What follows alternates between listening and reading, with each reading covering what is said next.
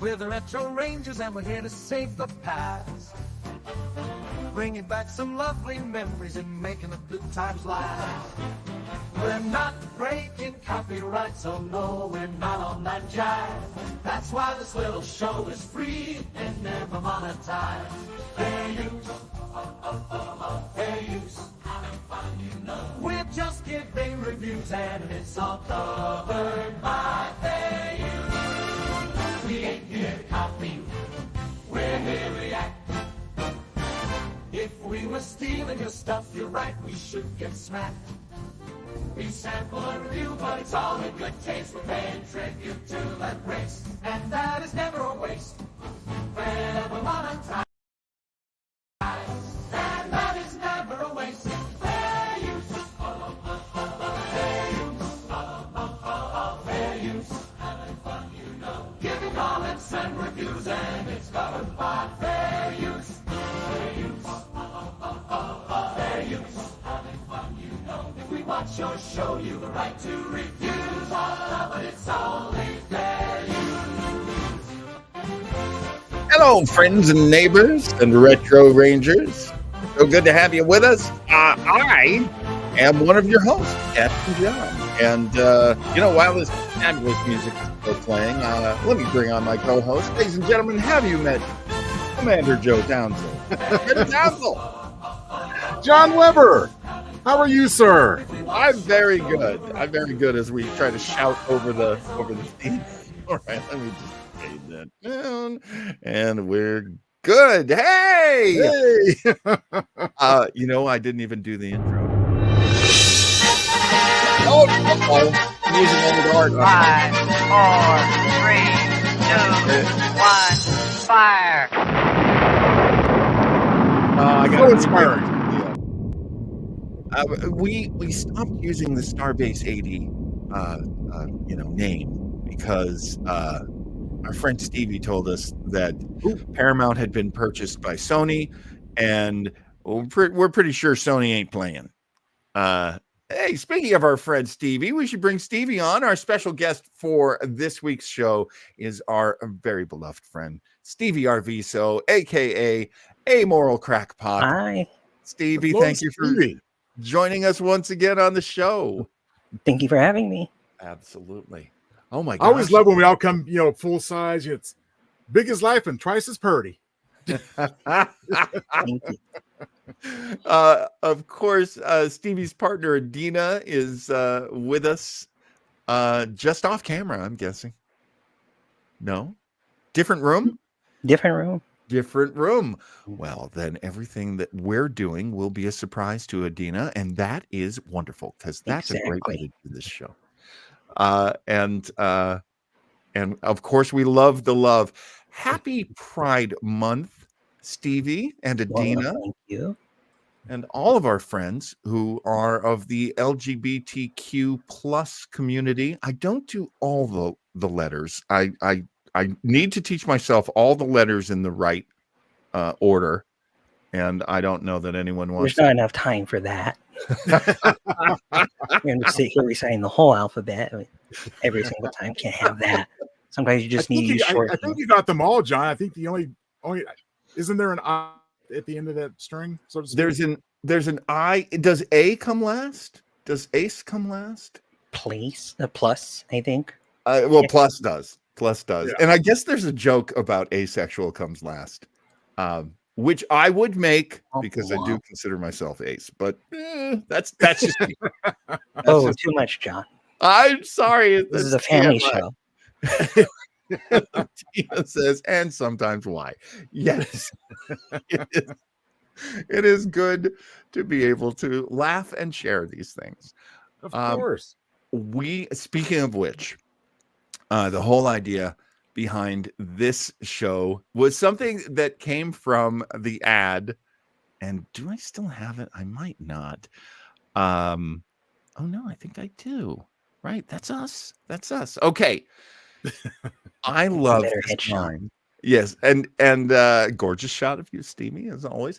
The the thing that I love about the artwork that Joe Townsend puts together is he's got so many talents. He's got the visual talents, but I also loved the title. It takes a village, people. It really does. And that just makes me so happy. That is just exactly how we feel about things here. That we're all in this together. It's not just the people who celebrate Pride. It's also the people who celebrate the people who celebrate Pride. Ding. Well put. I'm pretty good at this. It's no, it takes a village, comma, people, but it's okay. The best part, Well, I appreciate it. It just seemed a natural motto for this week's show in particular. Absolutely. Stevie, what were you saying? I said I was trying to say my favorite part about that art is I've seen you dress that way. So it's just nostalgia for me. Stevie, there's no Photoshop here. This is actually a picture of John. Oh no, I'm pretty sure I've seen him in that gimmick, all of them at some point. Again, you can see me blush.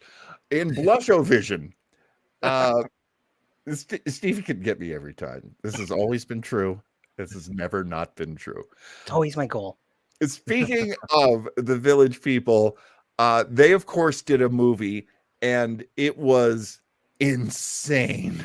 It came out at a time when no one wanted it. It had the wildest cast you'd ever seen in your life, including Caitlyn Jenner, the beautiful Valerie Perrine, what is he doing in this movie, Steve Guttenberg, and the Village People, who had very much had their time in the sun. Disco was pretty much gone by the time this movie came out, and then they're telling this sort of Muppets Take Manhattan version of the Village People story, and that actually takes us to this clip. This is, I believe, one of the only clips we can use. What year is this from? Steve Guttenberg and the Village People. 1980. This is early in his career. Early in his career. This is, of course, pre all the Police Academy, Cocoon, Short Circuit. I forgot about Short Circuit. But post Boys from Brazil. Just wild. There's a shift. Exactly. Where he played a very interesting clone of Adolf Hitler. So I don't know. Explains a lot. There's so much there. But anyway, let's get our Gutenberg on. Let's enjoy this clip. I love this clip. I've watched this clip so many times this week. I just absolutely love it. Really looking forward to sharing it with you. And let me go to, do I want theater mode? That looks good. Let's try that. All right. Pleased to make your acquaintance. Number 19.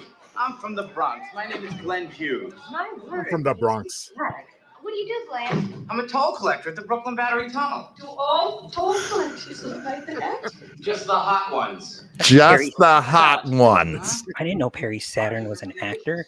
Auditions on my income. And you still don't. We're having auditions for a singing group. I'm really glad Glenn wore a tall hat because he's the shortest person in the shot. Oh, there's another person in that shot. Who framed this? Now, really interesting. He whispers in the guy's ear like a second. Now, I assume this is him singing. They're not getting deposit back on the piano. So, Stevie, what do you think of this shot composition that Nancy Walker has made for us? Because that butt it's in there. Let's get the butt right in the front of the shot with that strong purple lavender. My question was this ever shown in 3D in the theaters? I think that's my uncle or relative in the background. A very beloved member of the Village People, by the way. Dr. Pepper. Dr. Pepper product placement. They were everywhere in the 80s. They were.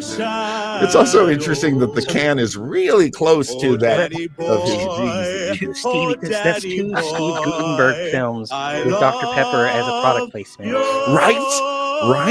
Short Circuit had it all over the place. There was a whole line dedicated to it. Oh, I forgot all about that. Wouldn't you like to be a Pepper too? You are fantastic. Ron, sign him up. Okay, Sign him listen, up. let's talk business. Now, this group of Oh, Ron, that haircut. Ron, may I see you for a moment? That explains He-Man. Yeah. Ron, I appreciate your newfound interest in the theatrical world.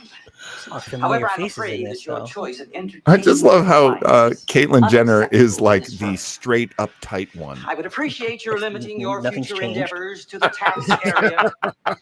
Meow, miss. This country is Meow. overtaxed, and so am I. I quit. And this Now, is as a refresher, This this is is where we're entirely gathering the up to you. members of the band, right? But Yes. I think you're making a Yes, big this is the career first mistake. hour of the Blues Brothers movie, if you will. Oh. Olivia. Okay. All right. So, how do we feel? Oh, I do love this. That's a Townsville stash if I've ever seen one, says Tony Luna. Joe, you did have a big old mustache back in the day. I had a big old stash. You know what? It may just have to come back now that Tony's told the world. it's never too late. It's never too late. Trust me, I couldn't even grow a full beard until I got into my 50s. It's never too late. All right, so we are going to roll forward. So that, honestly, if I could find a way for us to watch more of You Can't Stop the Music, I will find it, because that movie is wild and it looks great. It's a really great looking movie. It's really well shot. Yeah. Or at least the lighting's really well done. I don't know about the camera work, but we'll let that slide. It's camp. Yeah, it's fine. In 1980 too, like there were not a lot of really beautiful movies. They were still coming out of that kind of gritty film stock looking 70s. That's true.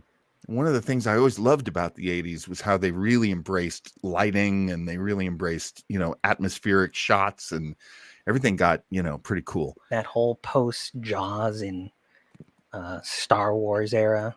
Yes.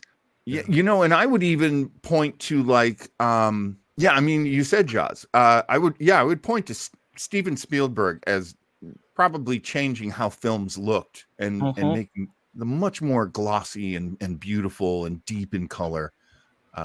Hey, respect. It works. Respect must be given. Okay, now we're going to go from something that looked good to a series of very old video clips. That's the bad news. The good news is copyrights were totally like, yeah, go ahead and show this. We don't care. So that's always good news for us.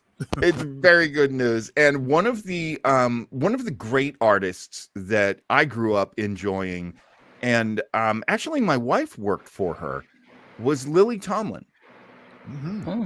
And Lily Tomlin, she of course is on Grace and Frankie on Netflix. Am I getting that right? Or is it Frankie and Grace? Not sure. I believe it is Grace and Frankie on Netflix. I think so. Yeah. So sometimes the old brain works. She's a terrific person, Lily Tomlin. Absolutely terrific. So I'm very proud to share clips of her with you, my friends. So here we go. This is her character, Ernestine, talking with, and I love using this word. I have no problem using this word. She's an icon. Cher. Oh. Yeah. So here is Lily Tomlin working with Cher. I think this is from the Cher show. So she took the character from Laughing to Cher. Yeah. Well, Oh, she just took it with her. Yeah. Goodness gracious. This Cher Bono is really an active young woman running around day and night. She makes Henry Kissinger look like a shut-in. I'll get her Lots of private old number from this references. Pamphlet. Henry The Kissinger. CIA looks and listens to the Hollywood stars.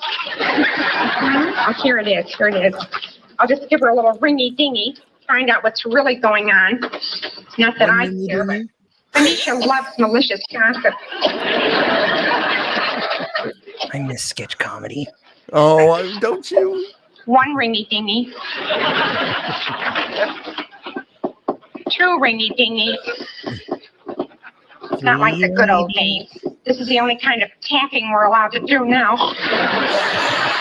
She's already made a CIA joke. It's crazy. 5 ringy dingy. Pick up. There she Hello. Is this the party to whom I am speaking? Is this Cher and Cheryl like Bono? Yes, this is she. May I help you, please? My name is Ernestine Tomlin, a duly appointed and grossly underpaid servant of Ma Bell. Did we know that Ernestine's last name is Tomlin? Judging from the media, I'd say you're the operator, sweetie. Oh, that was a big joke. Sorry. What do you want? Gonna roll it The back. simple No, and there's the laugh. on it. appointed and grossly underpaid servant of Ma Bell. You mean you're an operator? Judging from the media, I'd say you're the operator, sweetie. Decent show. Decent. Worth rolling back for. What John. do you Thank want? The simple truth, Ms. The simple truth. For instance, where were you a week ago on last Saturday? She's just Well, really I don't think it's selling any it. of I your love it. business, but let me see. And then Oh, Cher's yeah, I just, took Chastity to Disneyland, Sure. and Yeah. we met one of the 7 dwarfs, Happy. Oh, She- yes, I she won have that awards. story right here. Let's not for see. the sketch, but she learned. Cher arranges rendezvous between Chastity and wealthy midget. Is that Now, that's a bit of a distortion, don't you think? correct? Look, Cher, I work for the phone company. It is not my job to think.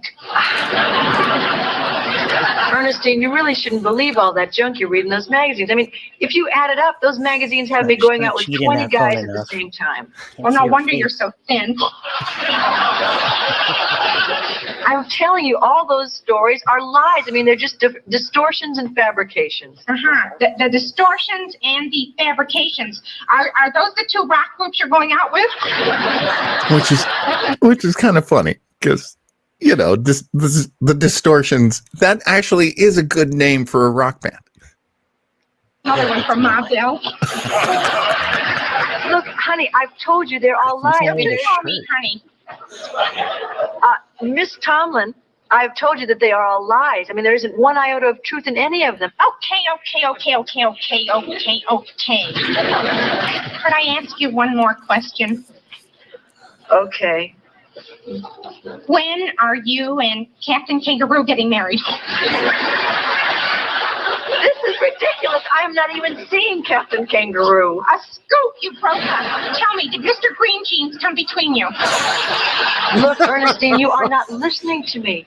I mean, do you want to know how wild my life is right now? Oh, yes, I would love to. I think you're going to be disappointed. I mean, right now, Nice I'm going setup to here. take Chastity. We're going to go to the park. We're going to ride on the teeter-totter. We're going to swing on the swings. And then after that, we're going to go out for a malt. Uh-huh. Oh, okay? Have you got that? Goodbye. Uh-huh.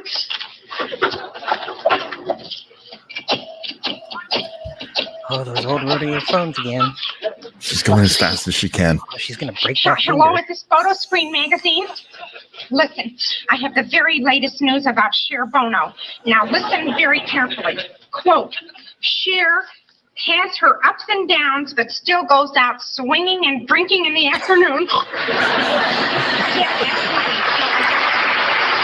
Now, of course, Yes. you have to point out that Chastity is now Chaz. Right. Yes. You know, and can I interject a brief story here? Yes. Of Just course. again, one of those lots of fun memories going to come up for me tonight because of the great entertainment that we're going to see.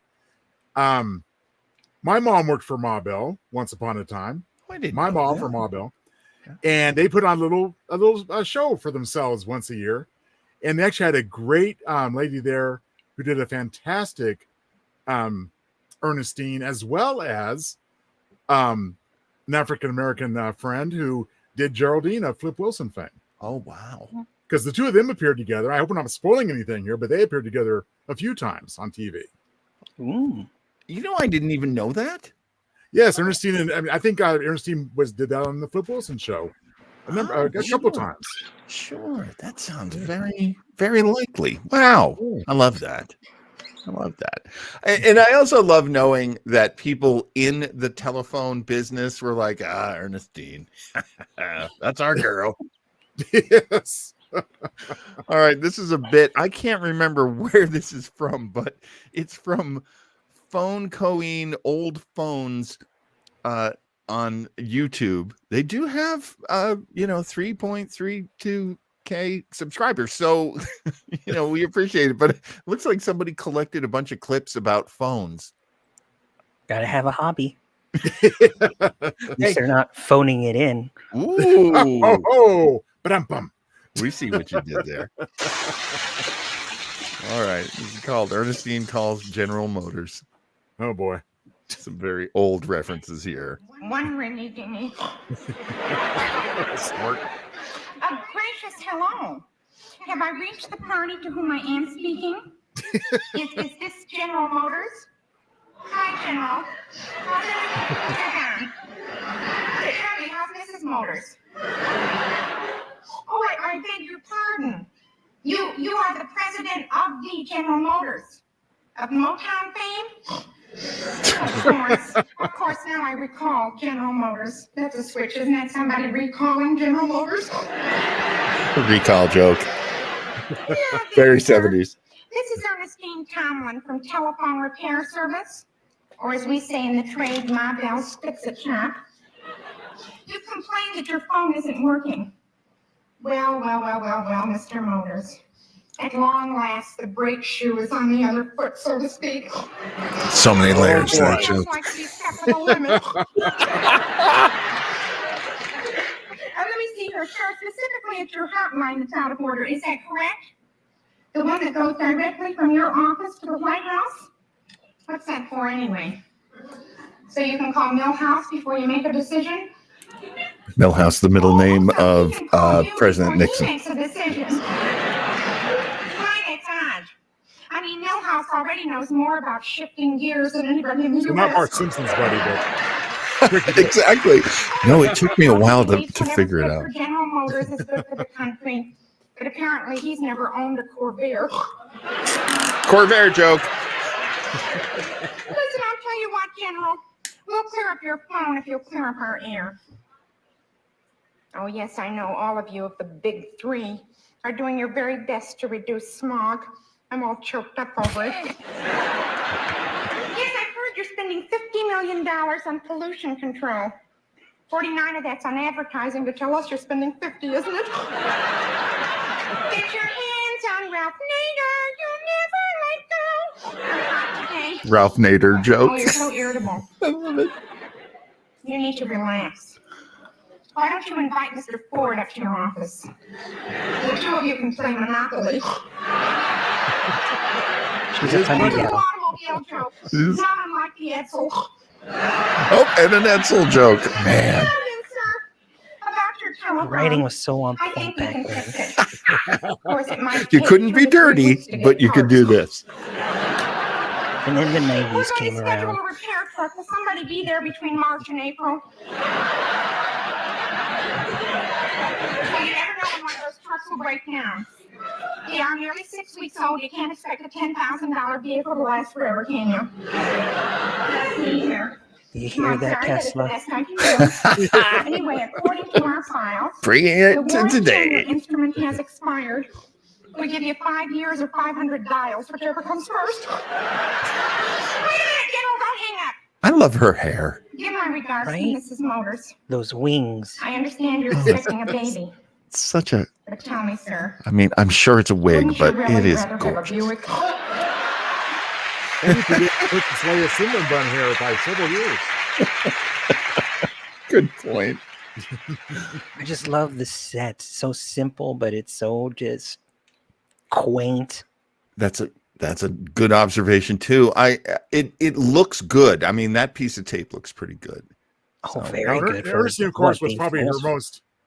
Yeah. I'm sorry, Steve, I stepped, John. What were you saying? Oh, no. I was just saying that it looks so good for something that's what, 40, 45 years old? My God, that's a very good point because that's early 70s. Actually, closer to 50 because Yeah. That would have been early to mid 70s for sure. Oh, Wow. We might be right at 50 there, because there was a time when Laugh-In looked really amazing. Right. In its last few seasons, especially. And I think that's where that's from. And Joe, you bring up an excellent point. That is probably her best known character, Ernestine. There is another character, and I would be remiss if we didn't use a clip. I'm glad they can get the name out, because we can be surprised. I know who's coming. Yes. And it's not a long clip, but it captures everything she did right with this character. And this is, of course, Edith. You like boys? Edith Ann. Some of them I like them, but some I do not.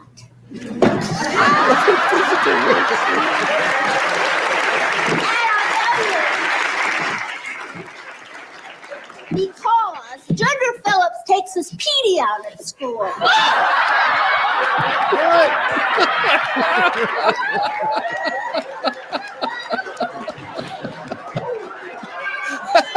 I just love how she lets the audience just catch fire with. soak it in. She gives them time. She's so amazing. That and like It's not so interesting. I've seen it lots of times. We didn't get the last part. I was going to do it in unison with her. You know what I'm talking about. Oh yes, John, yes. Steve, if you know this, join in, please. But at least John and I, on 3. You ready, John? Yes. And that's the truth. The truth.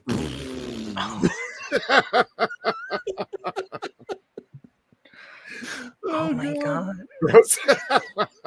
Okay. So there was another comedian who was on Laugh-In that I loved, and he was Alan Seuss.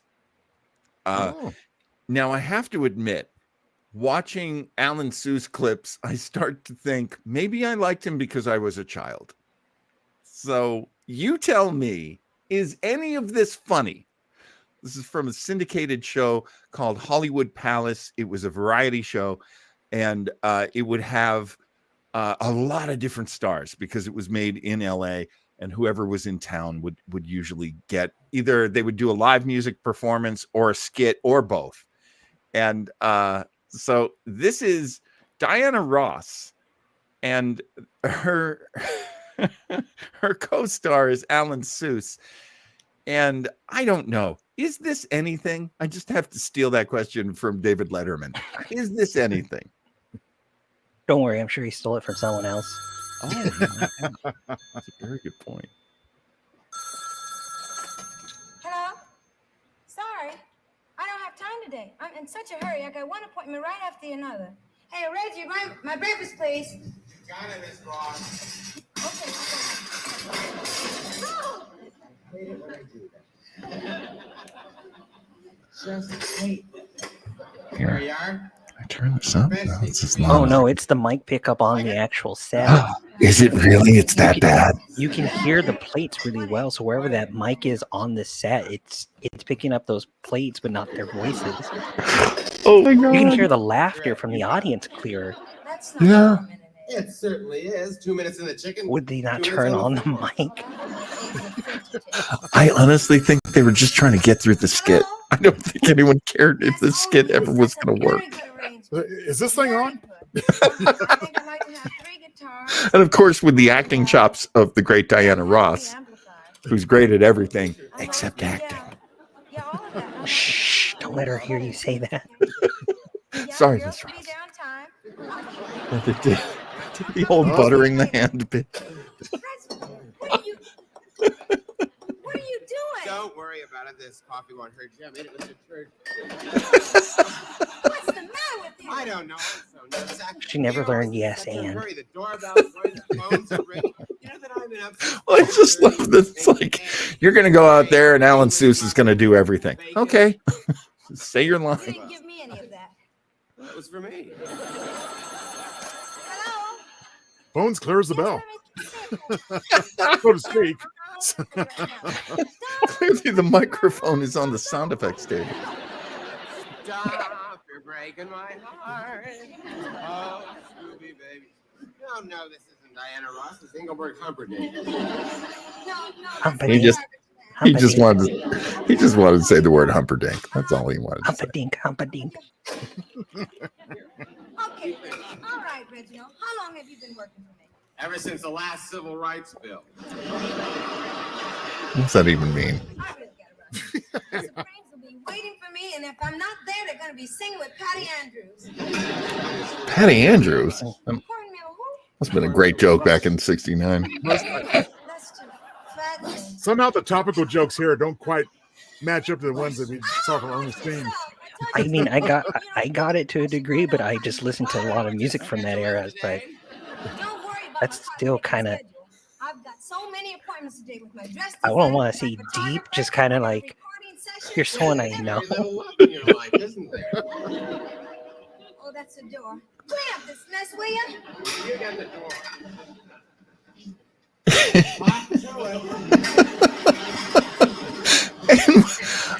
Is Alan Seuss funny? Oh, I guess they did a cut because here's the photographer played by Alan Seuss. Oh, it's the same guy? It's the same guy. Oh, okay. Where is the microphone on this set? That camera's getting picked up louder than them. I heard the click. You want some action? Yes, I'd like a little action if I can have.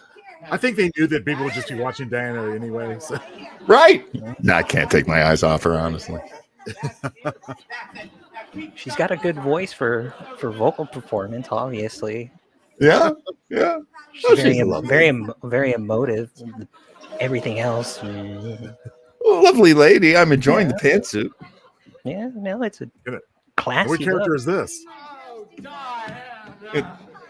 You look like a queen. It's her fashion designer. He's trying, folks. He's trying to make this funny.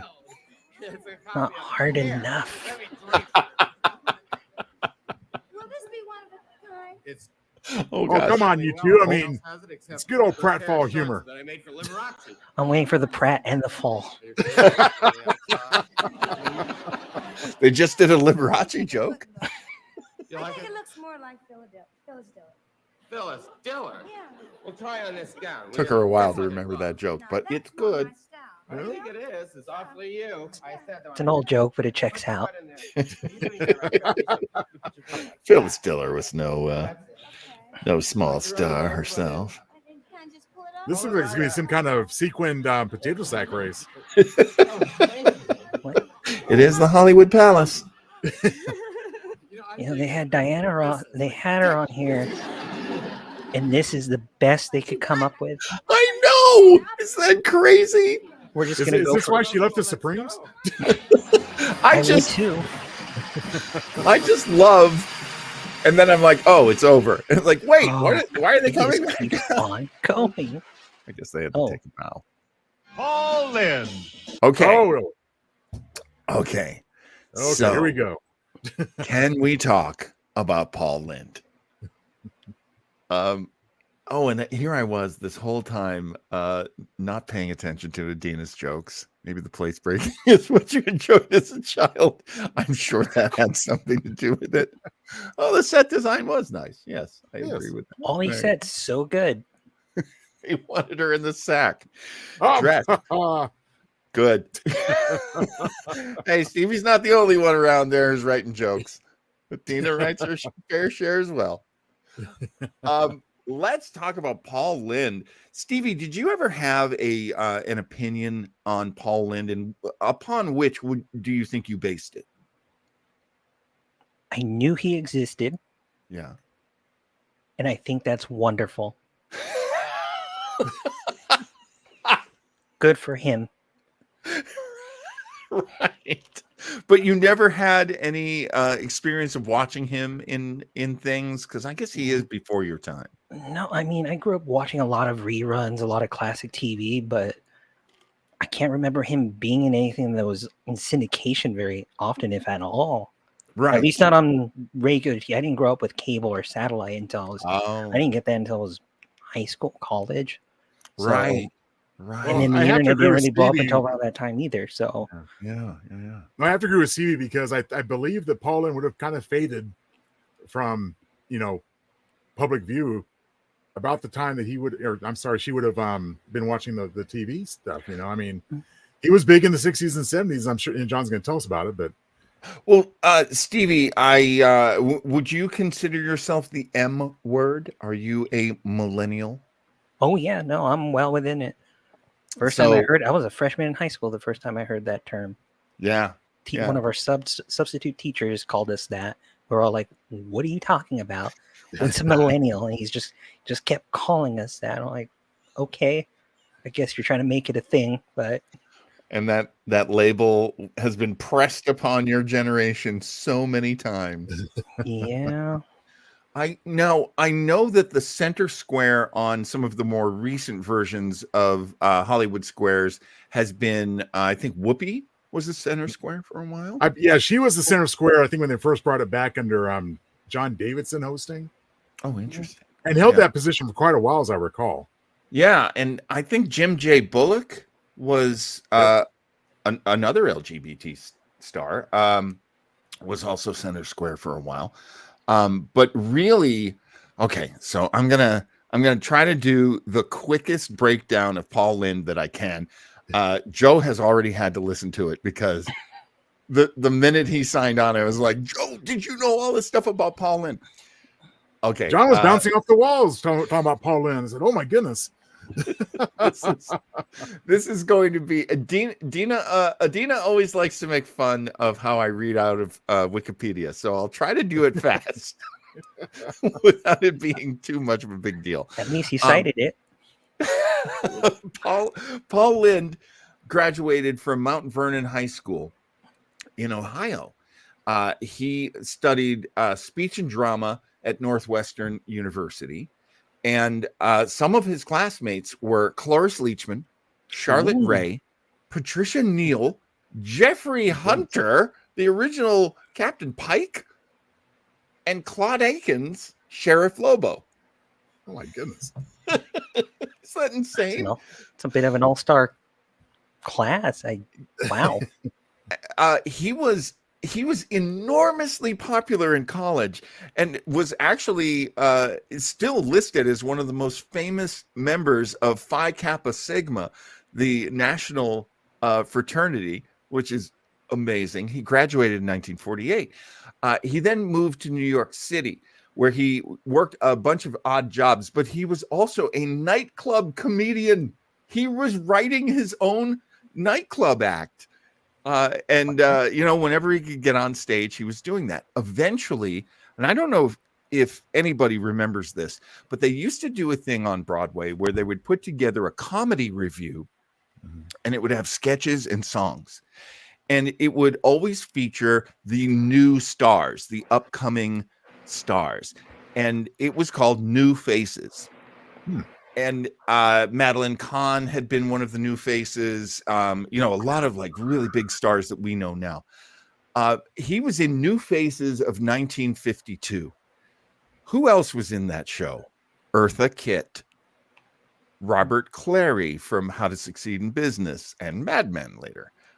Alice Ghostly, who was one of Samantha's aunts on Bewitched, just like Paul Lynde was one of her uncles. And Carol Lawrence. And actually remember that name because it will come up. Carol Lawrence was married to oh my gosh, it was that English singer. Hold on to that. It'll come back. You'll see. Okay, so what do people mostly know Paul Lynde for? They know him as an actor, certainly, and a lot of people might recognize him from Bewitched. He was really popular in the 50s. By the time the 60s were rolling around, they wanted him on TV. He did a lot of guest star parts, and then he did a lot of pilots that never really got picked up. And while the pilots were not working out and people were going, I don't know, he's not catching on. He probably won't be a national star. he agreed to do a little show called Hollywood Squares. Never heard of it. And oh, you're in for a treat, Stevie. In Hollywood Squares, yeah, I knew you were getting us with that. On Hollywood Squares, he became their first breakout star, and that is where the zingers come from. Wait, before we want, yeah. So I obviously I know Hollywood Squares. I've seen it. I've watched it. Yes. But I thought Hollywood Squares was always typically like well-known acts or up-and-coming acts, not new faces. Like, so early on, a lot of it was kind of just like exposing talent kind of thing. Yeah, I think when they started, it was the way they do game shows where they do have somebody who's done like one thing or two things. Yeah, I think that's where it was in the beginning, because there weren't like when they really caught on with Hollywood Squares, they were using characters that appeared on like Tonight Show. Charlie Weaver was a comedian who would appear on Jack Parr's show, I believe. Steve Lawrence's show. Steve Lawrence? No, Steve. Oh gosh, who's the guy that Letterman loved and used to? It was Steve something. Steve Allen. Oh. So these guys were sort of like late night comedians, and Paul was definitely like that. So let's take a look at Paul Lynde, who people might know. Okay, so the cartoon American Dad and the villain, the alien, Roger. That's Seth MacFarlane doing an imitation of Paul Lynde. And that voice has been used so many times. Oh, for heaven's sake. I love it. It's one of my favorite comedy voices ever. And here we go. We're going to listen to a little bit of Paul Lynde providing the punchline for the setup of the Hollywood Squares question. Why am I... Paul Lynde. You're starstruck, in the Hollywood Squares. Paul Lynde. Liz Taylor had 1,000 little diamonds and 25 large ones decorating a part of her body. Which part? Her chin. Oh, and he could be a little bitchy. Sonny Bono.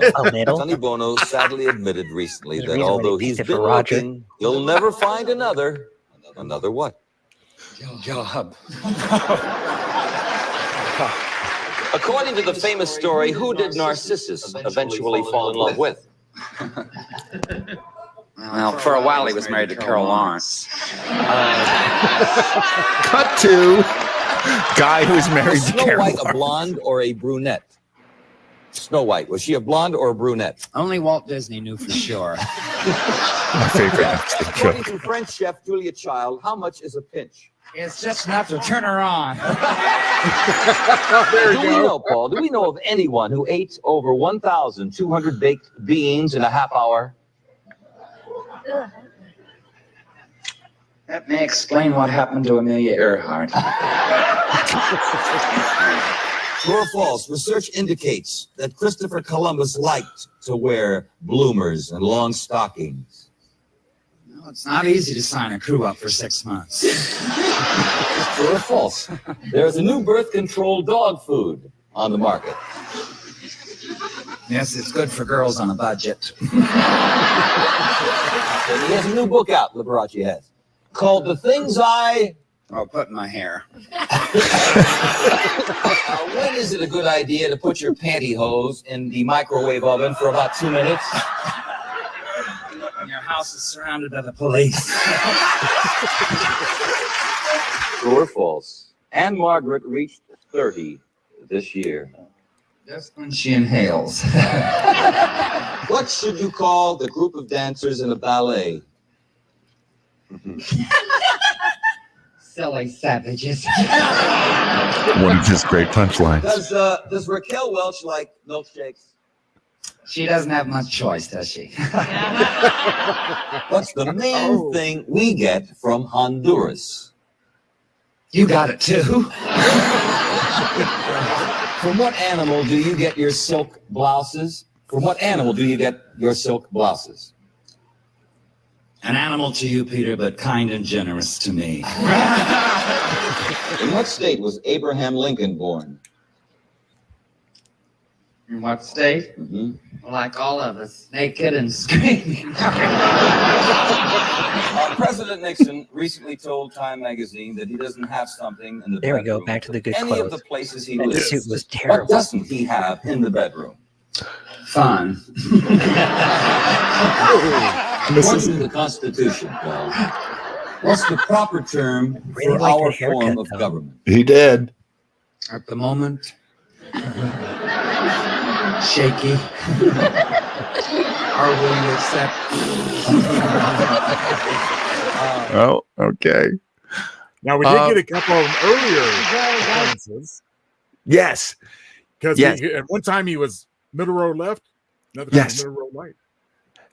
Apparently, it took a while before they thought, oh, we should put him in the center.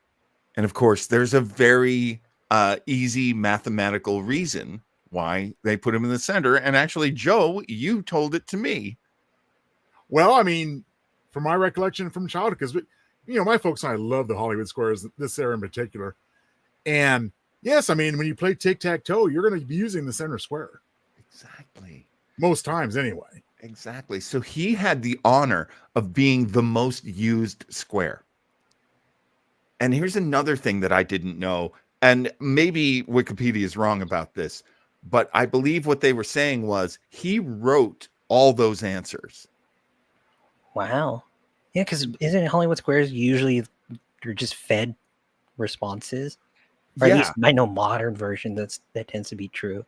Yeah. I think you get to see the questions ahead of time, like you get to see the big row of questions, just so you can read them and be, oh, how do I pronounce this? Yeah. Like, not that anybody did, except I think Paul did. And I think Paul had like a take because they didn't know when he was going to get chosen. So they didn't know which questions he was going to get unless they did. But I don't. Can I interject, John? Yeah. My recollection is that Paul Lynde, at least of the 9 players, he did know the questions they asked him were pre-chosen. They were pre-chosen for Paul. For him, yes. So in other words, when the contestant called on Paul Lynde, they went to the little special pile and, Yeah. Now, I don't know if I've ever told anybody this, but I used to work on a show where we did game show portions of the show, just little features on the show I used to do called The X Show. And you were on The X Show? I never knew. And we had, because I haven't mentioned it in the last 10 minutes. Apparently, I always do. And as Adina reminds us, Wikipedia never lies. We would have network people come on the set and actually make sure that we weren't doing like quiz show kind of, remember the movie Quiz Show? Oh yeah.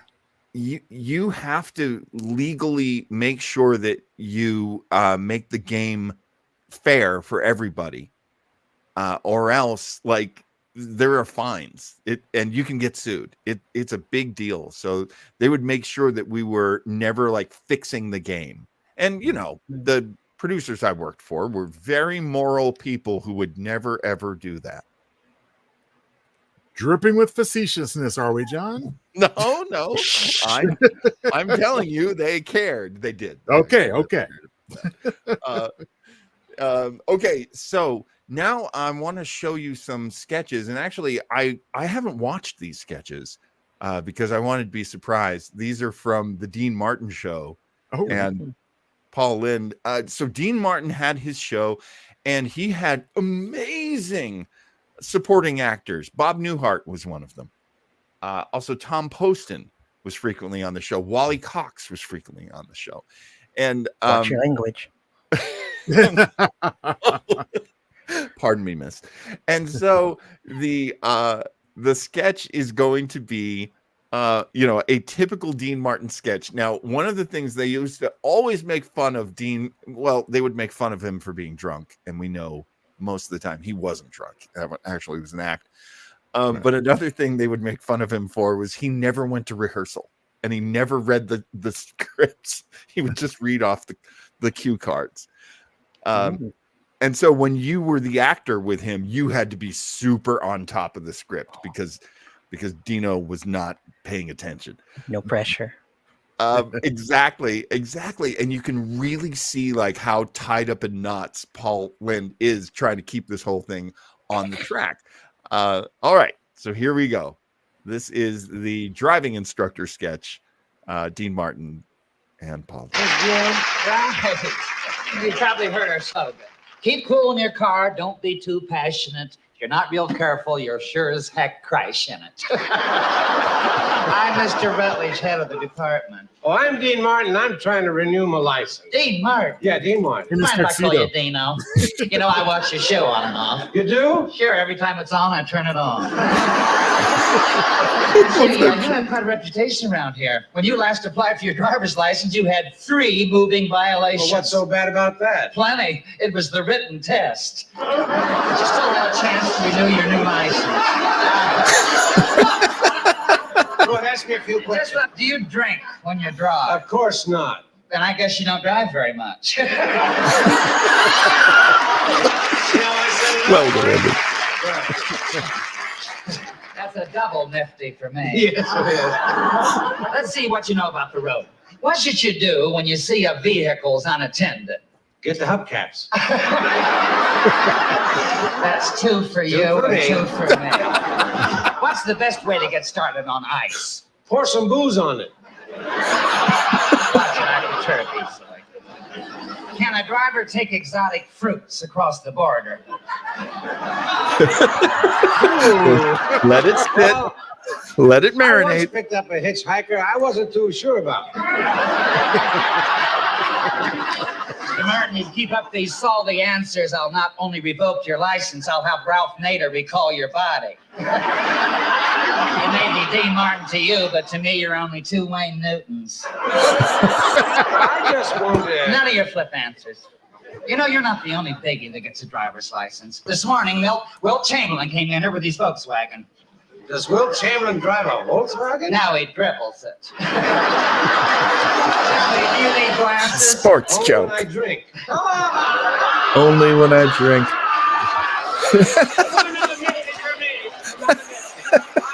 Keeping score. Still keeping score. All right, let's see if the eyes have it. Now cover your right eye with this book of matches and read this over here, please. Okay. Riviera. Where do you see Riviera? Right here, Riviera Hotel. I like the Dean gets jokes in this You're a too. real riot. Well, talked over a really good joke. Pretend that we're driving. Okay. That's okay. Oh, sorry. Right Jimmy back. You know, you're in college. You're a real riot. Still didn't get it. We're gonna pretend that we're driving. Okay. That's okay as long as we don't pretend that we're parked. Whoa! Okay, now let's say we're on the freeway and you're going maximum speed. A car just cut you off, another car's changing in your lane, and a truck ahead of you is making a U-turn. Quick, what do? Pray. Let's say your brakes failed. How would you stop the car? I'll look for something cheap and aim for it. Fair answer. What does this mean? I've done that actually. How about this one? Left turn. Wrong, silly. I'm driving my nails. Well, you passed. You got 80 out of 100. And that's just the pedestrians. Here's your license, Mr. Martin. Oh, thanks, pal. In the words of Richard Nixon, I'll be back in 4 years. All right. I'm late for dinner. I'll see you, buddy.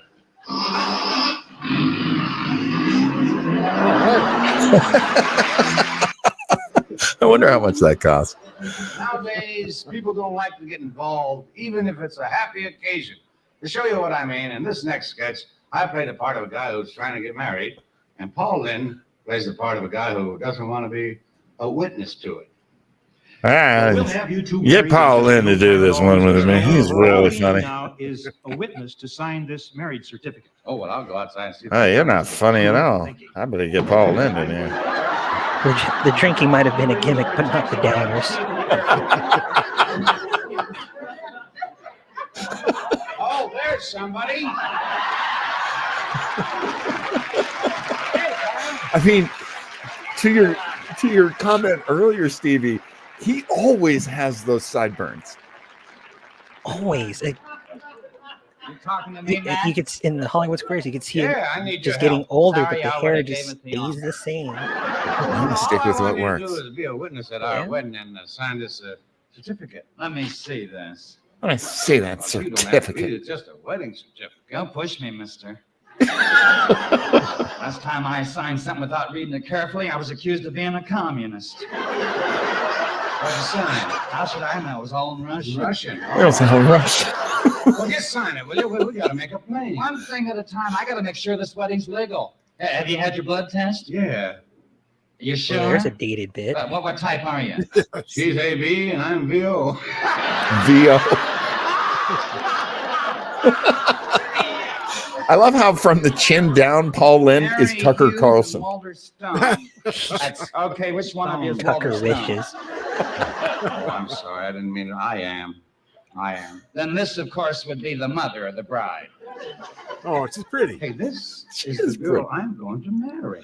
Funny, they usually don't let themselves go till after they're married. Oh. Come here, mister. What's a nice I got kid some like good you misogyny. doing? Let me do it. Well, all I want to do is get married and hear her say those three little words, I love you. Look, Buster, after you're married, the only three words you get from your wife is, oh, shut up. Now listen, kid, you can't be too careful. I've been married to my wife 23 years, and I've always lacked that one thing that would have given me 23 years of happiness. What's that? The key to the bedroom. Golly, Ned. It must have been a living heck. You're a clean boy. I like that. All right, I'll be your witness. If you give me one good reason why you're marrying that plain, unattractive, simple little girl. Well, she may not look too good in person, but she photographs great here. Look at the picture. Well, she looks the same to me. Where was this taken? In front of her father's liquor store. Where do I sign? The Dean Martin Show. Oh, goodness. Starring Oh my God. Hey, Marty Feldman. Yeah. And more Paul Lynde. More Paul Lynde. Debbie Reynolds Oh wow, that was the opening sketch. and the Gold Diggers. Gold Ah, diggers. the gold diggers. We got girls on the show, so naturally they're gold diggers. Should have put that thing away. Anna, Queen. What things are we referring to? Indeed, I have a favorite episode. It's the best one from the television series. voice. It's titled Really, Naked right? Time, in which Oh, I wow. strip down halfway, bare my chest, get my fencing foil. This is really early in the series too. I can't remember which number episode it is, but I think it's from the first season, right? Oh, the first half of the first season. It was like episode 8 or 9. Oh, thereabouts. yeah. I'm sorry. I just saw this comment from Adina about the Dean Martin show. Oh my goodness. So it's funny if you had asked me, what do you think George Takei's favorite thing about Star Trek had been? Oh, and I would have either guessed, the fact that he becomes a captain of his own ship, and he saves the day in I think it's Star Trek 3, but no, it's this one. And Adina says so too. Of course it's this one, because I mean, look at him. He's like at his most physically beautiful right there. Of course. Swashbuckler and Sulu.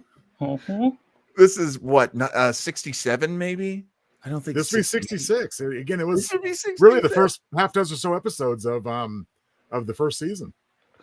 I mean, what is he, like 4% body fat? If that. Yeah.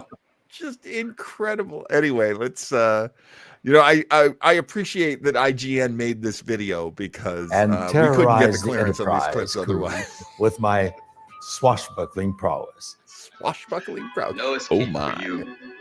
You either lead this war bloodied or with my blood on your swords. And Of course, it was later writing because he had to From oil the the press films, first, you know? it's again the best of the 6 that the original cast did. It's a And sixth yet, one, I mean, come titled on, he never The let himself Undiscovered go. Country, And he made because it those heels begins work. with Captain Sulu of this I didn't even brand new You starship, didn't notice the he was wearing like Excelsior, 3-inch much bigger than heels. the Enterprise. And there he is in the You command know what? seat, calmly He saved the day in sipping Star his Trek cup of 6. That's right. green tea. And then Off by the 3 whole ship movies. starts to shudder. It's Some practically fan. exploding. Those which was a metaphor uniforms are called the for Maroon Monster, Chernobyl are they happening. not? Yeah, that's in, correct. In the John. meantime, Captain Kirk is out in the galaxies doing battle with the Klingons, and he's about to be blown away to smithereens by the Klingons. They have the upper hand in this. But who should come to rescue but Captain Sulu of the Excelsior out of a darkened galactic sky and blast A little bit Klingons proud. away, thus The saving way he the day talks for is just, Captain you Kirk. can tell he loved And his as work. all classic Oh, Star yeah. Trek episodes He's talking end, about it as if he on was the bridge doing of the like theater on Enterprise, a Kirk big says to stage, this and not just giant image hokey of sci-fi Captain from the Sulu, times. "Thank you Love for it. saving my ass." I agree. And Adina asks a good Sulu question. Is he Denai the said, first shirtless "Good to gay see you man in on action TV? one more time." No way. And roars off. Not even close. And there's an absolute awestruck McCoy, Dr. McCoy. He's probably one of looking the at best that oiled up, but I Excelsior mean, even if you going- just flying take into off, and he consideration says, how popular pro wrestling was in God, the 50s. that's a big ship. And Scotty chimes in with a twinkle in his eyes. Aye, but not so big as had a captain, I think. That's a Captain Sulu movie from beginning to end. I take pride in his pride. Put out a general bulletin to suspend all meal service on flights out of Los Angeles. All right. Tell all dispatchers to remain at the posts. There's not.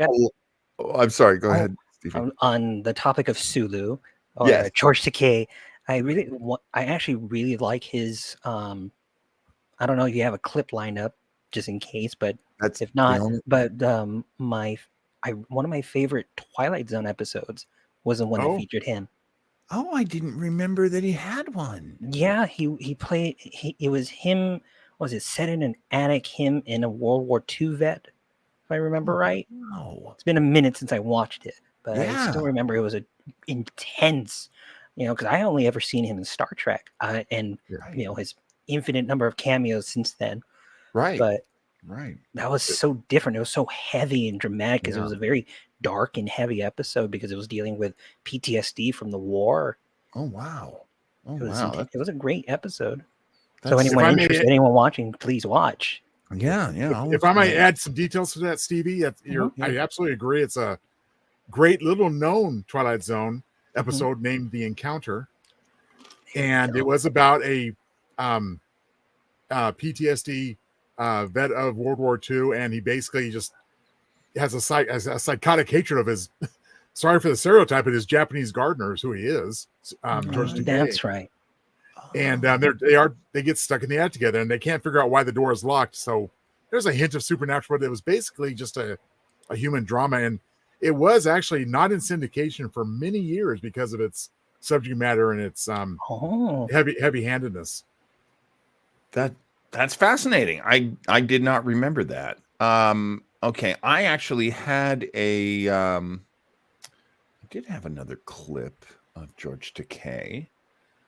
Now I take that from the fact that my wife, reference number 2, to my wife read his autobiography, of course, and he says, one of the things that people ask me all the time is, how do I properly pronounce your name? And he always says, George Takei, it rhymes with okay. And that was, let's see. So I'll just show you a little bit of this, which I was shocked that I could. Oh, hang on. Hit share screen. Because you did use the dreaded Takai, George. I'm calling you George, John. Did I say Takai? You did. That's okay. It's typical. I mean, that's what he was called forever. I soared through the galaxy, driving a huge starship with a crew made up of people from all over this world. Many different races, many different cultures, many different heritages. But I was shocked we could use a TED Talk. We can Our actually use mission TED Talks if we want. was to explore strange new worlds, to seek Thank out you, new TED life people. and new civilizations. Isn't to each TED boldly Talk go individually where owned by no the one person who has gives gone it? before. Oh, maybe. Well, I thought I remember reading that at some point. I could be incorrect, or it could just be situational. Yeah. Well, you know what's really interesting about some of these clips am is the like grandson Lily Tomlin of has her own immigrants from YouTube Japan channel, who and I think came George to has his own America, YouTube channel as well, and boldly they do put going up to their a own strange new clips. world, And I seeking get new no bad opportunities. reaction from them. My mother was born in Sacramento, California. My father was a San Franciscan. They met and married. And of in course, he's Los going to tell Angeles, his story and about I was born there. being a child in the camps I was 4 years old when here in Pearl Harbor the was United bombed on States. December And 7th, so that's getting very 1941 sad. So by I'm going to bag out of that. And overnight, the world We, was we, plunged we can cap it into by a saying though that world war. he did enjoy a healthy run. The name of the play escapes me, but he did write a play about those experiences as a child and ran off Broadway, as I recall, for quite a while. Yes. Yes, I remember that. I think it was called Heritage. That sounds correct. Right? Yeah. I mean, really, it's a very important story to tell, and I'm just so again, the theory of pride, the whole theme of pride coming up. I am so proud. I am so proud that he became the guy who basically. Oh my God, that's what the Dina says. We get it, George. You were in a camp. I'm just kidding. But it is. I am so proud that he tells that story. That he's such a positive influence. He and his husband Brad on social media. I feel like he's someone we grew up with, and he always feels like family to me. So I'm a big fan of George Takei. Well, who isn't? And I'm also proud of Mr. Takei because how he told William Shatner how to pronounce his name properly, and he said Bill. Rhymes with toupee. And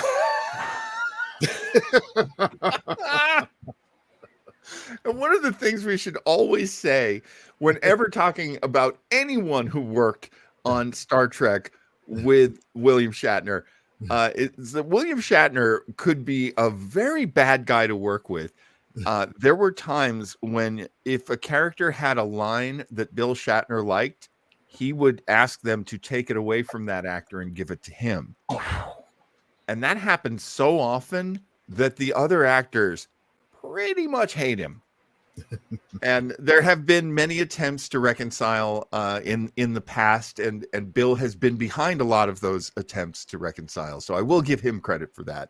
But I do love that George got the toupee joke in there.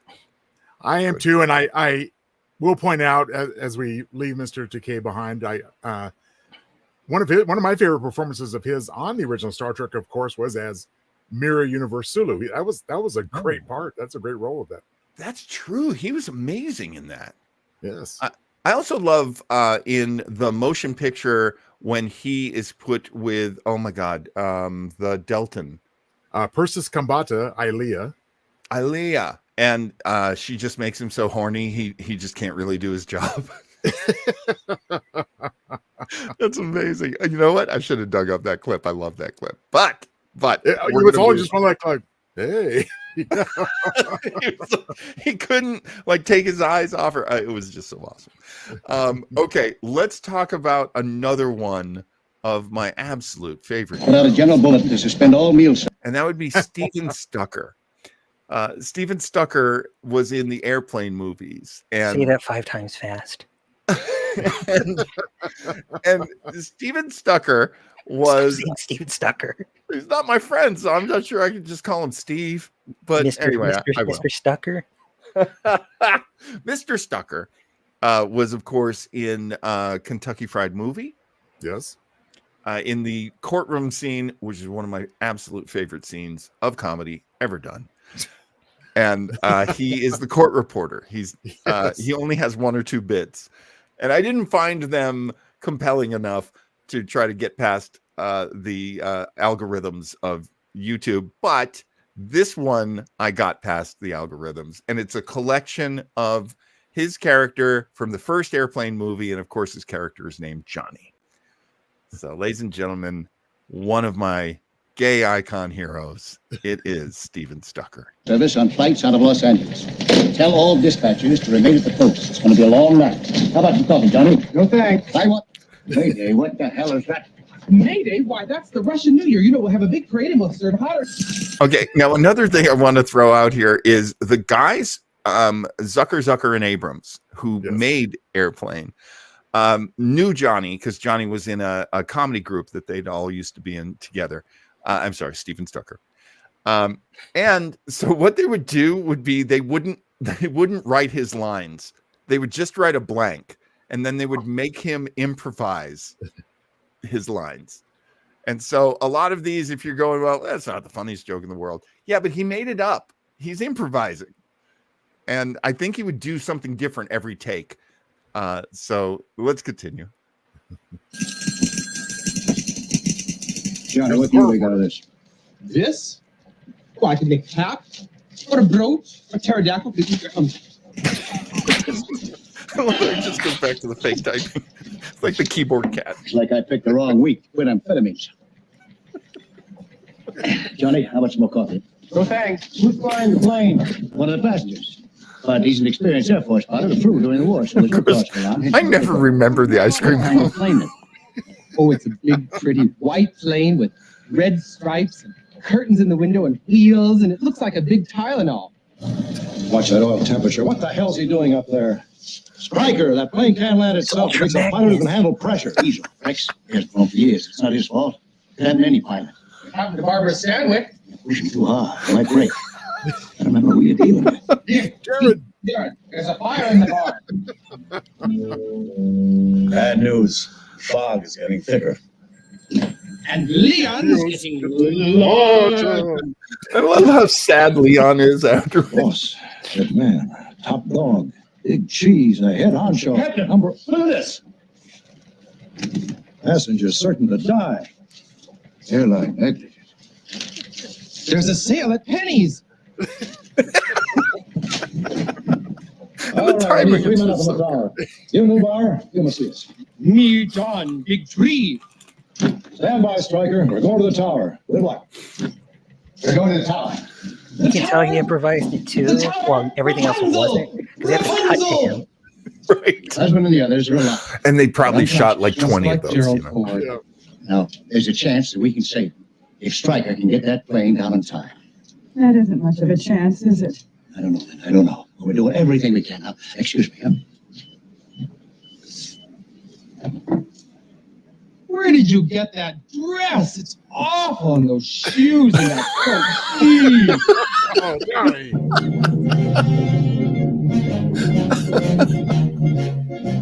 Just kidding. Classic. Okay. Oh, all right. I'd like to return to the classic. Now, this next bit features Liberace. Joe, we apologize in advance. Well, now see, Especially I'm to gonna Mother. take exception to that one. I'll tell you why in a bit. Adita asks, was the guy in the background smoking one of those long stick cigarette holder things? He probably was. Probably. They did a million things like that. Okay. Joe, do you want to front sell the Liberace clip, or do you want to talk about it after? Oh, I'll go in and get into it now. I mean, you know, a lot of the clips from tonight have evoked some really nice childhood memories, and this is definitely one of them. When I was taking piano lessons as a youth, I became a big fan of Liberace and his music, and as such, Mom and Dad took me to Vegas to see him. Oh wow! And what a show! I mean, we were there right front and center, just off the stage.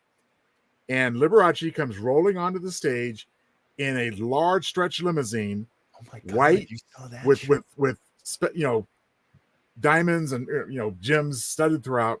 Yeah. Gets out wearing a huge long mink coat. Stretch limo pulls off the stage. From the other end comes like a little Volkswagen Beetle convertible, painted the same way, decorated the same way. Liberace takes off his coat, puts it into the VW convertible, and off it goes. So I always thought it was so cool that his coat had its own car. That's Las Vegas for you, right there. But this is my all-time favorite clip. I was so happy to find it on YouTube and we could use it. It's one of his most popular pieces. His version of Chopsticks, believe it or not. And I might have a thing or two to say afterwards. But yeah, please let's have a listen. And what show is this clip from? I don't know that. I think this is Carnegie Hall, actually. Oh, really? Yeah. Yes. Yeah. No, I had no idea where it was from. Carnegie Hall makes sense when you see the cameras pull out, but it could be a special. He was a staple in 1950s television. Yes. When you think about it, at the beginning of TV, you needed to have cameras that did not move a lot because they were monsters and they could break easily and they were so expensive and difficult to repair. So a lot of times things that took place in a very restricted amount of space, and of course I bring up professional wrestling again, there was a reason why it was so popular on television. It was because it wasn't a big baseball field. It wasn't a big soccer field or a football field. It was a very contained area. He was also on in the afternoon when mostly moms, housewives, gals were watching, and they just thought he was super sexy. Women loved Liberace. They loved his long hair, and they loved how sweet and gentle he was, and that he and his brother were, family and very close. And he had a very, arresting, sweet personality through television. So here we go. This is old TV pro at this time. This is Liberace. Perhaps the most famous classic in all the world of music. And yet for some strange reason, I've been told that I'm the only pianist to ever play this number in Carnegie Hall. Oh, Carnegie Hall. Yeah, well done. Well done, Joe.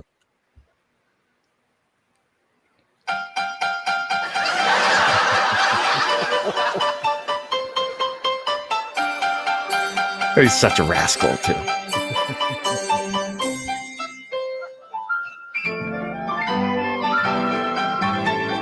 mean, the whole wrestling tie-in, too. I mean, it all comes full circle. That's right. Because he was on 1, right? Yeah, he's at WrestleMania 1. Yeah. But you got to dig the speckly coat and the ruffled cuffs. I mean, oh yeah. There's a reason why he fit in. Wild and flamboyant has always been a great way to get attention, especially on camera. And his playing is really very showy. Well, in the grand tradition of entertaining, I mean, he's no Bugs Bunny, but but he's probably as close as a human could get. Tina points out Prince got mad bitches. Yes, he did. Prince actually would wear those coats and those ruffles.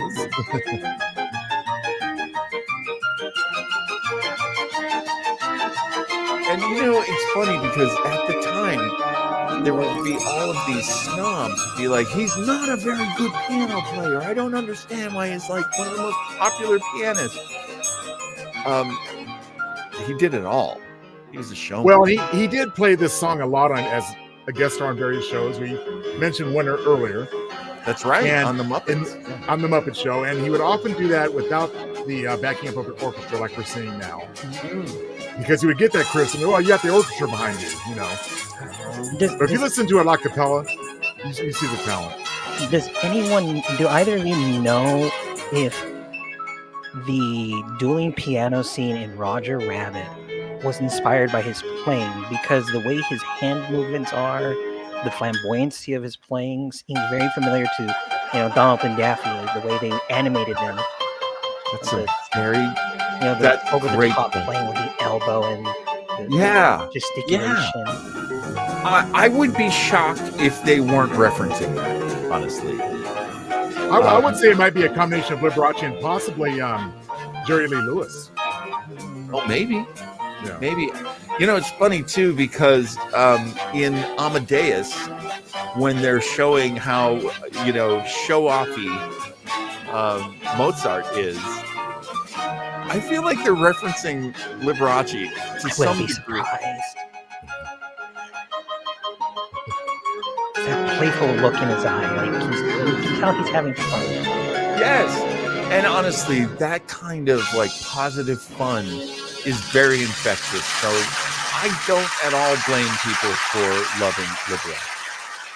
Not something from my childhood, but Good evening and welcome to the National. I think it's hilarious that you got to see him live, Joe. That's fantastic.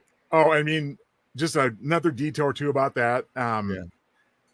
We were not treated to his immortal line, "I wish my brother George was here." Right. Because his brother George was there. Oh, that's nice. And at one point between songs, he was hooked up to a harness and was flown around the theater. Oh my God. See, that's some Las Vegas right there. Yes. But Adina is not immune to his charms. She, like so many women, wanted to marry Liberace. I think she also means Rowan Atkinson. Again, I do not judge. Rowan Atkinson would be a good crush, I think.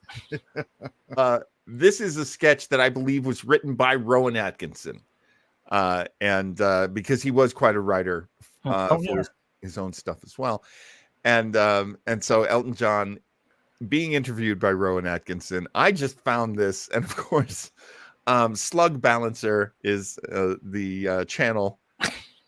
Almost 37,000 subscribers. Slug Balancer, a reference from Blackadder. Blackadder Goes Forth, the fourth series, the one that takes place in World War I. You got to watch yourself some Blackadder. Oh my God, what a great show that was. I've been meaning to get through it. I keep watching the same first episode or two, and I just keep putting it down and never get back to it. It's a great show. Stevie, is it the medieval one that you keep getting stuck on? The first series, yeah, that's the original series. Skip it. Skip it, Really? sweetheart. Skip it. It is not worth it. You can go back and get some good things out of it. Like his father is played by Brian Blessed, and there are many funny references to how German his mother is and things like that. It's really funny. But honestly, that second one with Stephen Fry and all those other great actors in it, that's the one to start with. I think that one will take you through. I'm gonna give it a shot then. So that's my love Rowan Atkinson, love his stuff. Stephen Fry. I hope you have a clip of Stephen Fry since we're doing all this. You know something? I did not clear a clip of Stephen Fry. We could find there's a bunch of Fry and Laurie stuff online. Love them all. Yeah. The teacher sketch is probably it's the first sketch that aired on their show from the regular, because there was the pilot episode of a bit of pilot episode, and series 1, the first sketch, I think it's like Parent Power or Teacher Power is what it's called. Right. Easily, hands down, and I love that show. I adore it. I've never really watched it. It's 4 series. Yeah. All magic. I don't think there's one bad episode or one bad sketch. It is phenomenal. In that first sketch, though, I don't think anything comes close to it. The way it's written and produced. I don't know why, but maybe if we have time, we can throw it in. Yes. I'd love to. But I'm Stephen making Fry that is decision right now. wonderful.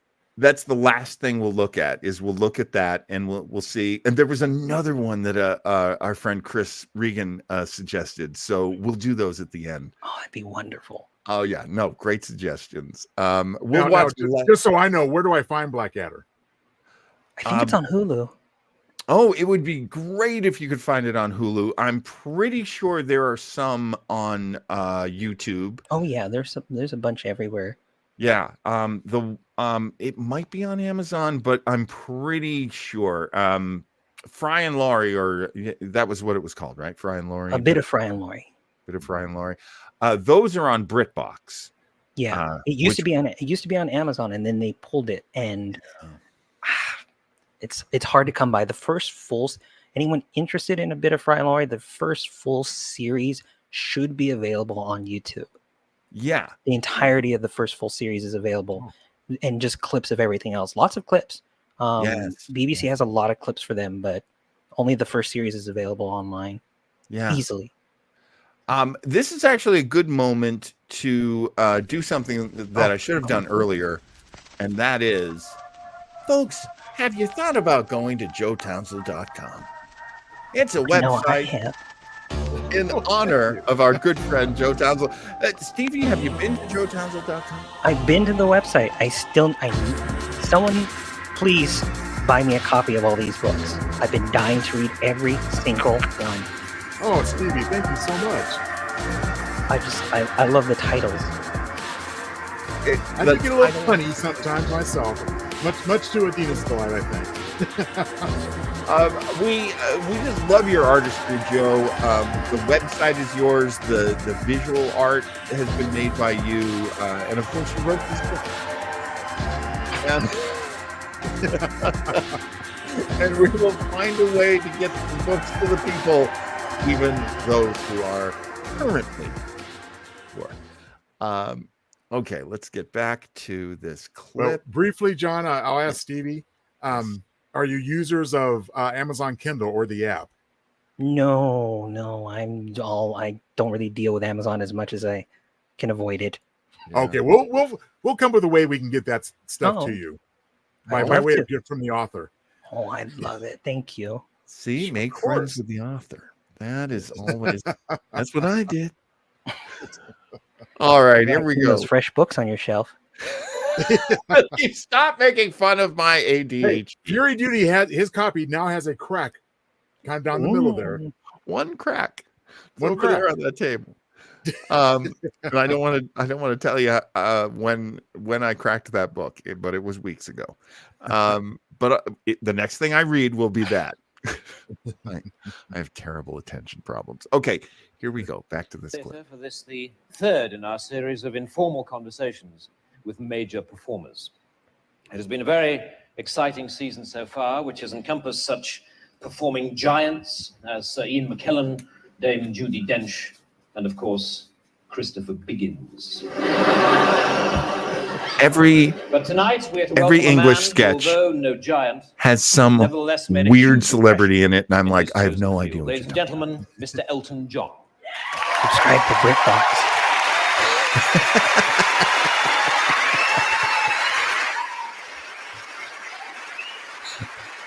Ouch. Ouch. That hurts. Ouch. Elton. Do you mind if I call you Elton? No, that's fine. Good.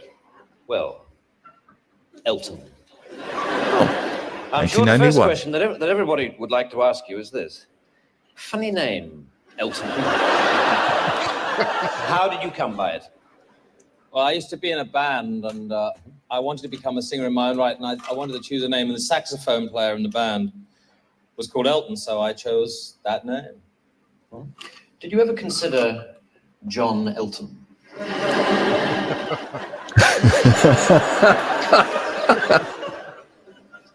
No.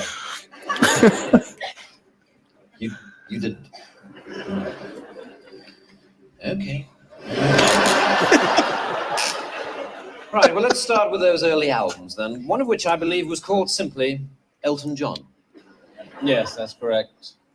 And you didn't feel awkward with the name at all? No. You didn't feel that people might say, wait a minute, they mean John Elton. They've cocked up the record sleeve and printed the bloody name the wrong way around. No, I thought it sounded great. And, you know, I thought people would be more interested in the music rather than the name.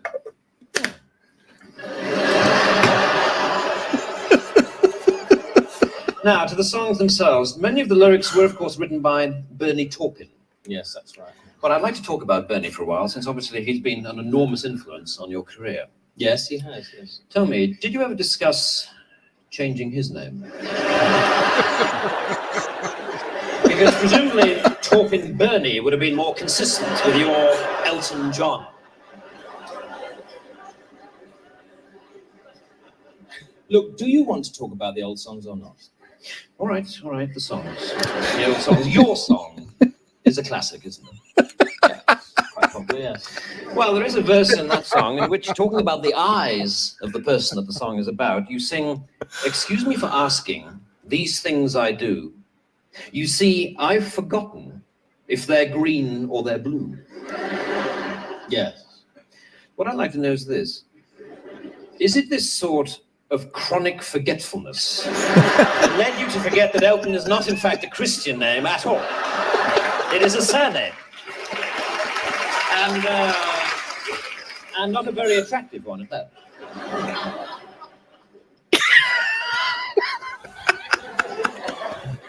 Let's talk about something else. Elton John's deadpan comedy is very good. Let's talk about being a stage performer, should we? Tell me, do you ever watch other performers and get jealous? That's what I know about British sketch comedy. I'm not sure I follow you there. I mean, jealous of what? Well, for instance, Ben Elton.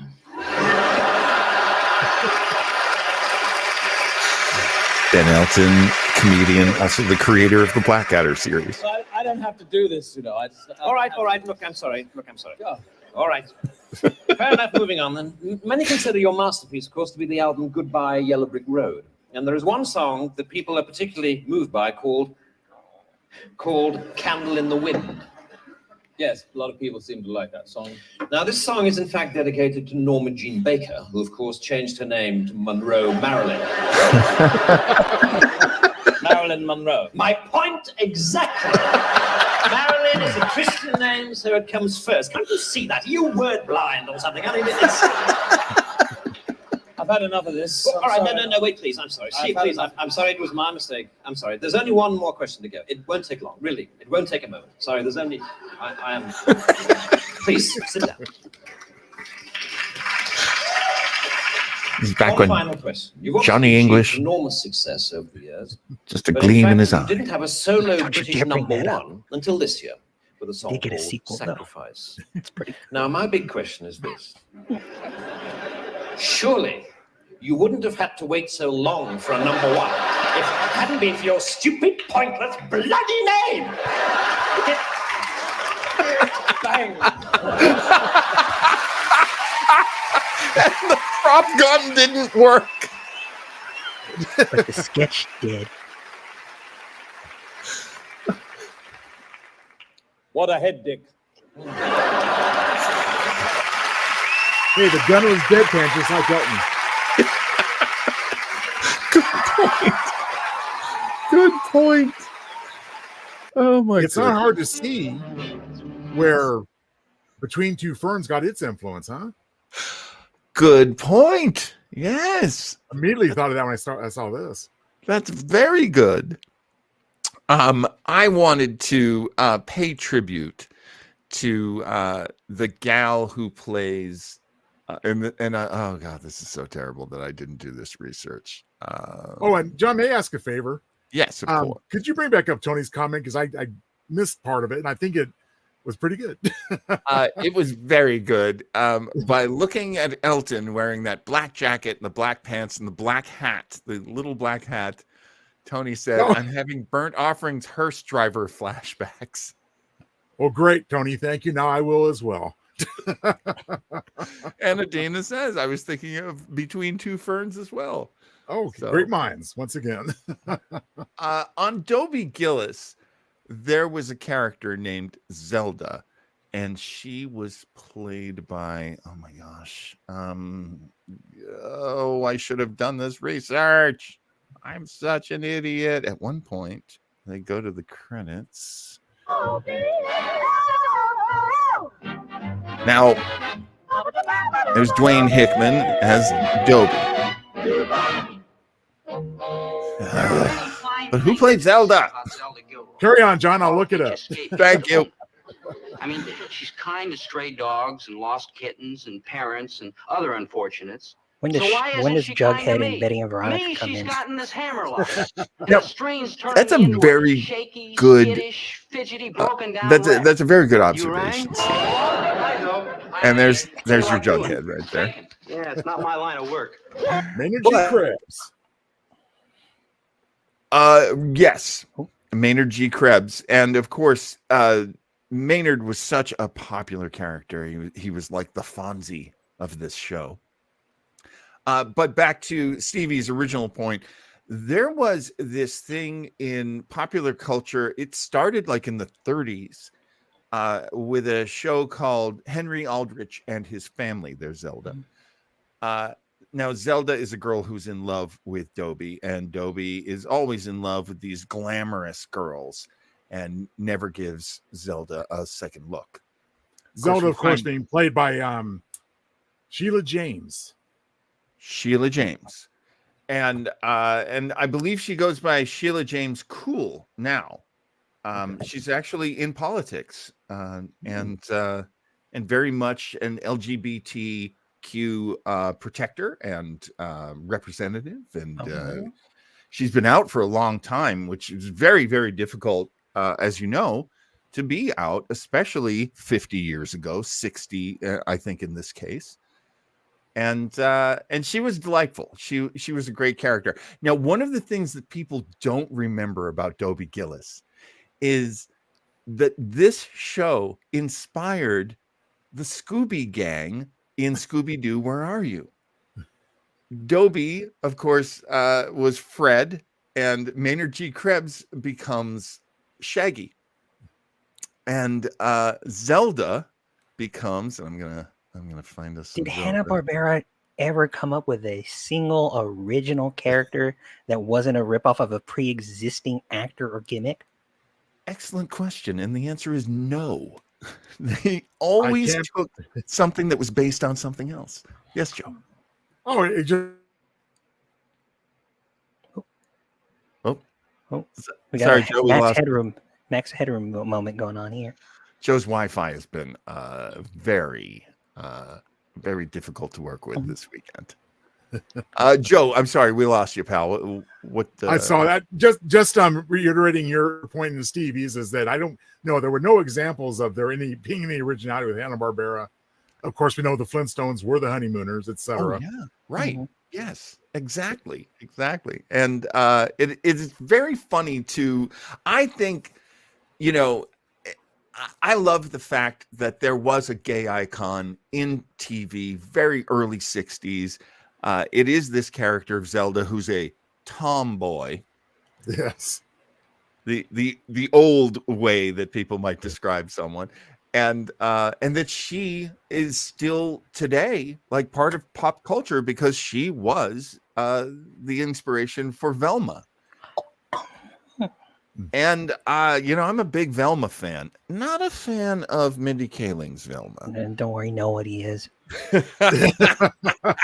mean, you can tell Mindy Kaling isn't a fan herself. Oh gosh, I hope not. I hope not. No, I have to agree with that, Stevie. Yeah. Stevie, do you think this is one of those, if we just ignore it, it will soon go away? The current Velma, the rule-breaking, denying all previous existence of Velma, version of Velma? I'm pretty sure it's already done with. I think they had a set number of seasons scheduled for it, or at least purchased up front. Right. Because there's already a new series coming out. Oh, good. I forgot what it was about, but there's already I think it's Netflix that's putting it out. Someone was already doing another Scooby one, and they typically only have one at a time. Yeah, that's usually how I see it done. I honestly, I feel like if a property is good, you don't need to like really change it and make it so different. And that's what I felt like Mindy Kaling's show did. I appreciate the idea, but man, you can tell there wasn't a lot of love in the material. Yeah. And that'll happen with animated projects because it takes a long time to make them. Oh, yeah. So a lot of times the, sort of the spark of genius gets drained out of it and doesn't show up on the screen. And I really felt that. I can't remember which critic it was. Someone on YouTube that really loves, big Scooby-Doo fan. I can't remember their name. But he made a good point that basically almost every joke in that show is just a simile. Oh my God. It's always like, oh, that's such a this. Like, it's just like 90%. Like he loves Scooby-Doo and he went through the whole series and he's like, yeah, almost every joke is a simile. Oh my God. God. You can tell the writing was just not not there. There wasn't a lot of passion. Good Yeah. idea. I even like the concept of it being dark and this twisted mystery and real.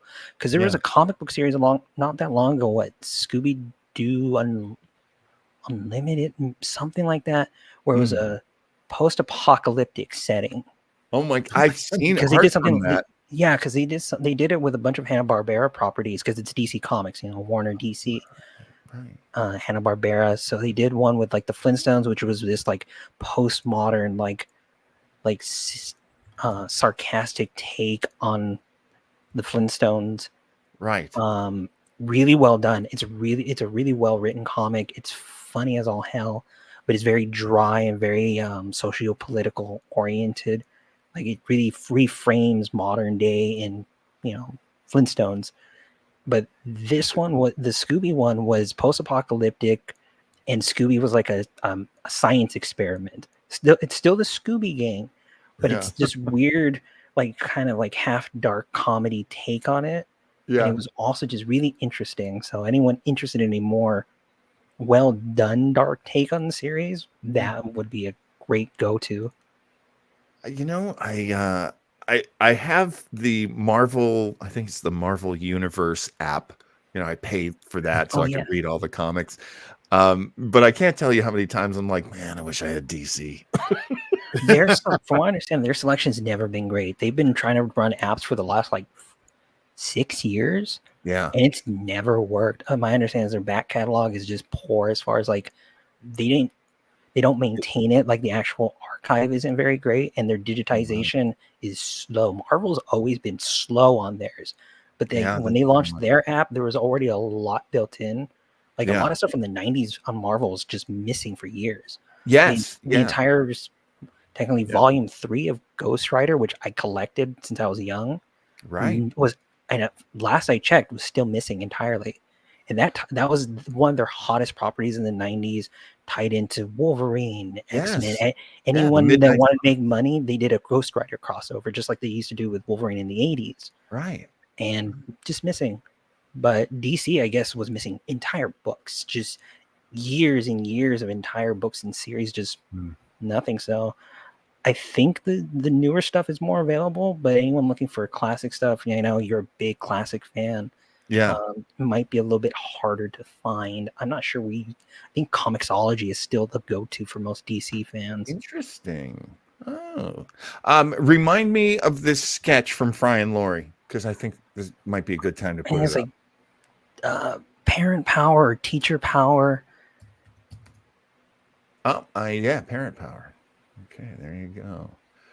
All right. Now, John, while you're setting up, I just have to confess something to both you and Stevie that had I been Dobie Gillis back in my teenage days, I would have absolutely gone for Zelda. She was my type. Look, this is going to make an even 3 that I start bringing up my love life. But if a woman has a sense of humor where people say that's not ladylike, I fall for that woman so hard. We married them all, didn't we? We did. We did. Honest to God, not ladylike is probably my first, box to tick on what I find attractive in a woman. So in other words, somebody warning you about that, John, would be akin to perhaps trying to scare ants away from a picnic by pouring sugar on the ground, something like that. That would be the way. And I don't know. I'm hoping maybe we could have some of our friends on the show. We do have a friend next week that I went to school with, and I don't know if she knew I had a crush on her the whole time, but I'm pretty sure she does now. She does now. Surprise. But I'm gonna be that third wheel. It looks like off to the side. Oh no, she's not interested in me. No, never. As friends, we loved each other as friends, but that was Wonderful. Pretty much it. Okay, and she will be on the show next week. I don't know. Is it time to bring that up? Why not? Diana Brody will be on the show next week, and hopefully she'll still be on the show, finding out that I had a crush on her in college. if she's as generous in spirit as I know she is, she'll forgive me for that. But yes, we'll be talking Barney Miller next week. That's what Diana wanted to talk about. And oh my God, cut. So much to talk about with Barney Miller. It was such an unusual show for its time. I can't wait. Actually, it was one of those shows that I saw every episode as I was growing up. And of course, what did I do? And of course, this is the show we're watching now. How did I do that? It was worth one more look. Look, there are no bad pictures of Stevie. So absolutely not. Take the compliment, darling. Take the compliment. All right, here we go. We're going to take a look at this Fry and Laurie. And if we get thrown off the air, well, it's been a great show. But I don't know that that'll happen. All right, let me take Probably not. It's a almost 40-year-old show. I think we're good. Seriously. Well, we never know with the BBC. Oh, Hugh Laurie. Good morning, Michael. Sir. Good morning, Mr. Smear. Yes, well, we'll dispense with the good mornings if you don't mind. I haven't got time for good mornings. As you wish. No, you wanted to discuss something with me. I think you know why I'm here. I don't think I do. Tell him. Tell me what? Tell him what you told your mother last night. Come on. Sexual intercourse Can often bring about pregnancy in the adult female. can often bring about pregnancy in the adult female. Yes. Oh, my God, poor kid. You heard that, did you? Yes. Yes, well, I'd like an explanation if it's not too much trouble. An explanation of what? An explanation of how my son came to be using language like that in front of his mother. I assume it's something that Michael's been learning in his biology classes. Is that right? Yes, sir. Yes, with Mr. Hent. Glad to see some of it's sinking in.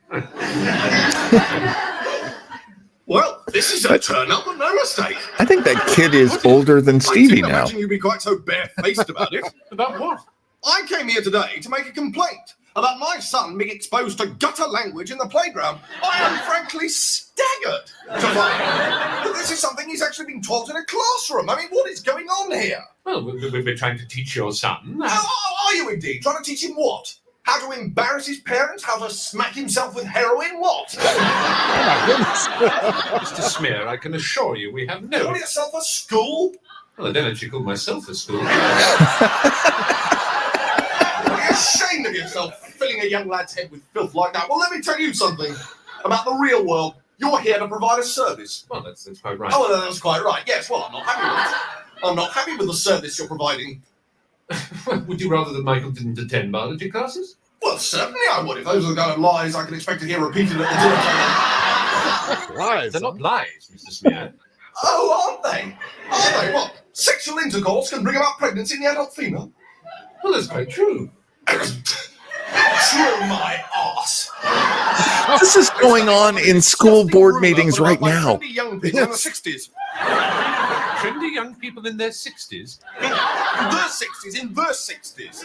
That's when it all started, people like you. I can assure you, Mr. Smear, that sexual reproduction has been part of the biology syllabus for many years. I don't care about your blasted syllabus. What good is a blasted syllabus out there? Out where? Out there. The Arkwright Road. Arkwright Jungle, I call it.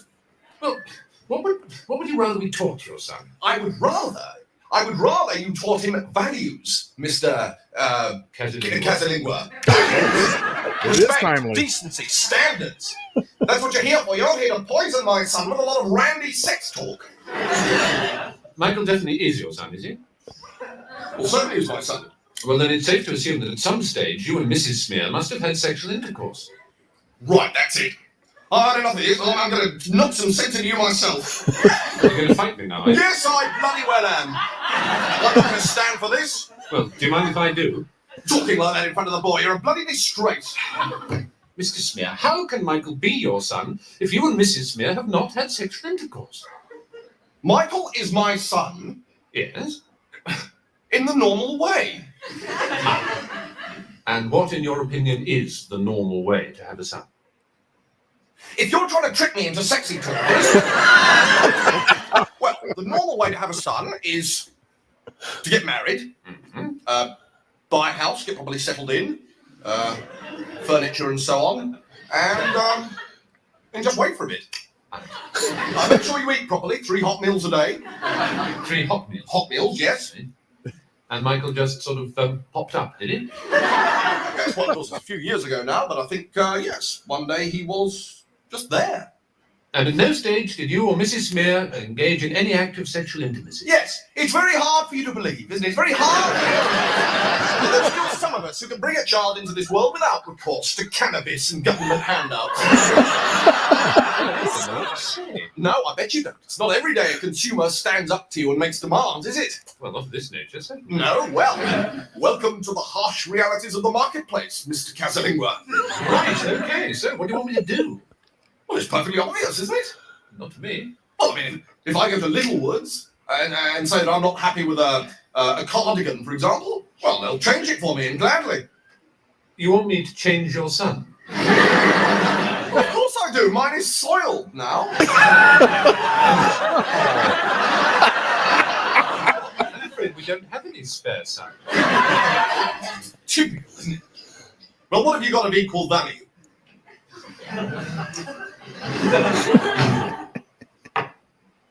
Oh, we have got some locusts in the biology lab. Locusts?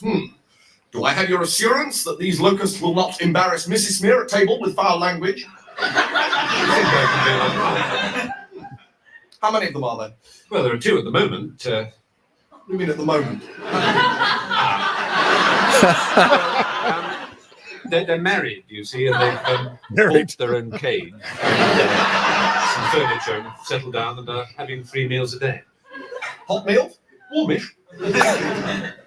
So Mrs. Smear might one day become a grandmother. It's a distinct possibility. She'd like that. Oh, that's funny. The first sketch of the full series. The more things change, the more they stay the same. That's what comes to mind The here. whole series is so good. Anyone interested in just wonderful sketch comedy with such great timing and the writing, they were a writing duo for years. Yes. On what was it? Was it Saturday? I think it was like BBC Saturday Night or something like that. Right. What were they calling that? Was that not the 9 o'clock news, or there was another one maybe? Well, they did various sketches. They always had their duo sketches together. Yeah. And then they worked with Ron Atkinson. They got on Blackadder, and then they got their own sketch series out of it. Right. Sorry, Yeah. I'm looking for. Oh, this is Another wonderful. Anyone looking for more Fry and Laurie, at least a quick thing to look up would be it's a multi-part series of sketches where Stephen Fry goes on and on about language and his love and passion for it. He's very elaborate, very wordy, very Oscar Wilde, and it's just wonderful because he's just ranting. It's supposed to be this two-sided this 2-person conversation, and he's just dominating, just going on and on and on and on. Wonderful. I think it's like 2 or 3 pieces to it. I know it's on YouTube somewhere, so anyone interested in it and love that sketch, it's a great place to start. We should probably do sketch comedy again. I mean, we did an episode many episodes ago, but we're probably due for that. There's a bunch of ideas that Joe has been coming up with. I'm just an idiot. I don't really come up with that many ideas myself. Oh, I beg to differ, sir. Okay, here is something that was suggested to us by one of our viewers and friends, Chris Regan. Oh, I was so hoping we'd get this. Yeah, I actually haven't seen it yet. So this would be a commercial from the time that Culture Club featuring Boy George was on the A-Team. This could get us in a lot of trouble. The A-Team. Tuesday, guess who's coming to the A-Team? Yeah. Boy George and the Culture Club. And the action is too marvelous for words. So get in on the act, because things are going to be rocking. It's Rocking. Oh. What next? When Boy George meets the A-Team, Tuesday. I'm rolling. And let's get real. Boy George meets Mr. T. That's what we're tuning in for. That looked like a lot of fun, actually. I never knew. I've only caught random episodes of it. Didn't know he was on it. It's I just love that he kicks in a door. I love the cowboy that introduces him. Well, here he is. Oh, And damn. it wasn't the Different Village time. People cowboy. It was a different cowboy. The 80s were a different time. Oh, it was a very different time, my friends. Okay, I am getting us back to our original playlist. Let me get that there. Okay, so I thought we would round out the show. I'm gonna do a thing right now where I'm gonna make all of you tell me when we have to stop, because this is awful. It is an after school special. I believe, if I remember correctly, it's called The Secret Life of TK Carver. And TK is played by a child actor who was ubiquitous on television in the late 60s, but most especially in the 70s. And that would be a youngster named Jodie Foster. Jodie Foster, of course, became very internationally famous by being in the movie Taxi Driver, and of course her life went way out of kilter because a presidential assassin thought that he was going to murder the president, and then she would marry him because of it. So her life has been kind of stained by that. This is a happier era for Ms. Foster, in which she stars in an early after-school special. This one is from April 23, 1975. And never lets me cue it up right. There we go. Come on. Cue up for me. Over there. Over where? Over there. Okay. I'm sorry. Oh, what? TK Deering. TK Deering. Okay. Oh, Jodie where is Foster. this going? Somebody over there. Over where? Over there. Now, you got to imagine, in the early or mid 70s, stranger danger was not quite as dangerous as it's portrayed here. There are lots of strangers, and they are dangerous. It's a different time, literally. Nobody's there. I saw somebody in the Something bush. bad's about to happen. TK, you're just trying to scare me. Come on. Well, I'll tell you one thing. If my mom ever knew we had a secret clubhouse in Potato Tom's Woods, she'd have a heart attack. She'll never know, so I worry. Well, I know, and I do worry.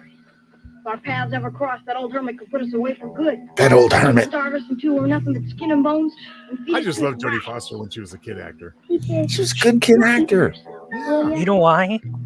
If you pay attention to her cadence, her line read, it's exactly the same as she is when she's an adult. She's reading, she's performing those lines like she is an adult here. I just picked that up when she's speaking. Like, isn't that interesting? So interesting. I know you're right too. I can hear it. That's how she talks now.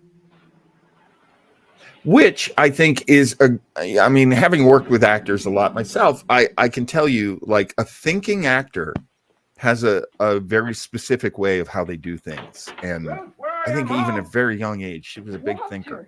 Oh yeah. Who's this guy? I was so worried. Where Why, were it's you? 1970s, Dad. We're going to be late. I'm sure my father's plane's already landed. It's Mr. Beauregard. We'll be there in plenty of time.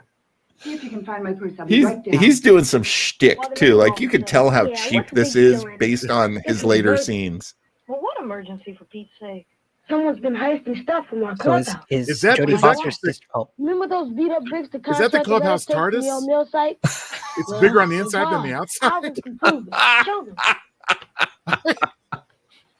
That was like a shoebox on the outside. 15 bricks received personally, May 1st by Alvin Johnson. Inventory. Now, this kid has glasses, so of course he's a nerd. 17. None. Call me Who could have Poindexter. taken them? Unless it was. No, wasn't him. Probably just some kids took them. And that's all. TK, you better take the And flag of course, and a big bridge of Jodie Foster's from child to adult actor was, of course, Taxi Driver. I'm because turning you into can- a nervous wreck. really I see the don't ship for my mom. with There that was with no that film. sense hiding that huge roll Right. of tar paper, let me tell you. Let's face it, TK. And then The from main that point reason on, we're she in our was club mostly is movies. because you She got was a movie almost on all your movies, I think. Yes. But in the mid 70s, before Taxi Driver, man, she had that performance pinned down from a young age. facial expressions. His medicines, his vitamins. Ruth. She's running circles around those kids. Yeah. You love someone, you try thinking, It's so awkward. worrying for them. Oh, is that Mrs. Beauregard? This is Mrs. Beauregard. No man. Come on, Walter. Where's Look at his Violet? expressions. I mean, Well, the parts with the parents looks like a commercial almost. It's a completely different movie. It does. Any messages? I hope you guys like edits because that was a big one. Well, it's saving us some time. No warning, nothing? You know how impulsive your aunt can be. Well, obviously, Grandpa can't take care of himself alone in that big house. I'm so relieved to have him here where I can take care of him. I'm shocked I don't know who she is. As I understand it, She's it was been If this was a horror something. movie, I think I'd be really getting scared about the prospect of Grandpa coming Maybe around. not. Maybe he'll prefer living here with us. I gotta say, I think the reason this feels so painful is because Jodie Foster is easily the best actor in the whole thing so Is he old far. enough to make up his own mind? I Exactly. cannot argue with that. She's We all are, Ruth. everyone's phoning it in. She knows what she's doing. It's so Right. I mean, Well, if she's playing the title character, that's a big deal. Margaret never took care of him the way my mother did. I never Could have something to do with she's like vastly much more talented than her castmates. Yeah. Oh, she went a lot farther in the business, that's for sure. Yes. Well, I guess we're making this bed up for me. You won't mind too much, will you, sweetheart? No. Can I at least have my closet? Why, dear? You both can share it, can't you? No, we I think can't. another bridge film between child and adult would possibly be Fox's. Dad can Maybe. do things in our Yeah. closet. She was in Fox's, right? Right. But more childlike in that one, but edging into an adult emphasis. Yeah. so different. Do you remember her in Little Girl Who Lived Down the Lane? Oh yes, Martin Sheen. Yeah. That's a very sort of adult role, and she was closer to 18 on that one. But oh man, the music is just so awful. Everything but her Oh, what's is this? really awful. Oh, Oh, dude, that green. I mean, her wardrobe. I know she doesn't choose her own clothes, but oh god, this Hi, is... Grandpa. You don't have to shout. God, I almost got a grandpa heart attack. It's hot in here. Why don't you, Your mother Don't jump, set you up like Grandpa. a It's only little 2 didn't she? stories. not exactly, but it would be a good idea. Just as I thought. Take your coat off, Dad. Let me get you a glass of water, Dad. Take a nap, Dad. I think the adults here are like Be left in peace to make it leftovers from 50s because they're all wearing like business clothes all the time. It has a tendency to. metal, like your grandma. This Oh, movie Jody is has brought her to you by tie the dye Men's going. I Warehouse. used to have to sneak off to the shed. You have some place to sneak. Now I have no idea who this actor is. Usually, I can spot these actors, but this guy I He don't just know. showed up on set one When day. your mother told me about not attending the He wouldn't leave, so they had to write in a role for him. You know what that is? Adita asked, "Did any of you guys have a clubhouse as a kid?" I did. Did you really? When I was really young, my grandfather built this one. Oh, that's awesome, Steve. One of my earliest positive memories. Very young. Oh. It must have been like 3, something like that. That's He loves awesome. building things. I My had friends. the treehouse. Oh, did you have a treehouse? Oh, that I did. counts. That definitely Yeah, counts. there you go. My friends and I used to break into buildings. I'm sorry. Yeah, we did. And so we were going to have a clubhouse. It was also the boosters clubhouse at the high school football field. Top of everything. We got in trouble because we broke into it. I mean, actually, I did have a club, and with the clubhouse, we called it the He-Man Woman Haters Club. Oh wait, that was the Little Rascals. I'm sorry. Never mind. You're thinking of someone else's childhood. Yes, Spankies and alfalfas. Grandpa still living with you? Yeah. I love that the hair artists on this show just basically brushed. That's all they did. Well, no, it's not that. It's all just that I don't all know feathered and nice. Not that I ever get the chance. 1975. Probably until late. Where did Big he go? lapels, wavy hair. I don't know. The soaring 60s club, I guess. I can't even keep any secrets from him. He's got X-ray eyes. My grandparents were both blind as Even her dead. voice hardly changed. Yeah. Gina said, I hung out in the ditch. Oh, you were lucky. You had a ditch. Oh, so Wake up. Jerry found it. What is it? A clue. Yeah, but what is it? A buckle off an overshoe. I found it when we stored the brick. A buckle off an overshoe. Using this weather. Oh, because they're trying to find out who's been breaking into their clubhouse. Oh, I see. So is TK here like the little Nancy Drew of the time? I mean, I think so. And Grandpa's putting a lot of salt on that food. Well, his granddad was going to give him a heart attack and kill him anyway. He might as well enjoy his salt. Just expediting the process. Wants out of this movie as fast as the rest of us. Oh boy, who can blame him? I will jump forward at any point. Please. Oh, okay. You be the judge, John. A meeting? A meeting of her group. Well, tell the redhead kid he's got to bring his notebook and write down the minutes, because that's what children did. And we need some scientific exposition from the kid with the glasses. Oh, there's the grandfather. Okay, Grandpa's getting creepy now. Watch out, TK. Just take out his knee. Take out the knee, you take out the man. Wait a minute. Are they like sharing a room or something? They are. They are. Oh, that's where I keep my weed too. Grandpa. Oh, the only badly delivered line of dialogue from Jodie Foster. That one right there. That was pretty well. At least it's in line with the rest of the movie. I can't stand any more of your mother's bland puddings. Yeah, I'm gonna have some donuts I had on this nasty green shag carpet here. Tell me you don't have a dog without telling me you don't have a dog. Something your mother read in a book. I love greasy donuts. I like my salt. I like my donuts. Don't have to tell her about this to me. There's a donut commercial now. It's gonna be a Dunkin's ad. With that delicious green lint from the shag carpet. Have you ever tried sleeping on your stomach? I think I read someplace that it's sleeping on And I your think back. it clearly violated the 5-second rule too. It had been there a while. I'll try sleeping on my couch. And if I should start snoring again, just roll me over. I won't mind. Oh, I don't know. That sounds very involved. Rolling Grandpa over to stop the snoring.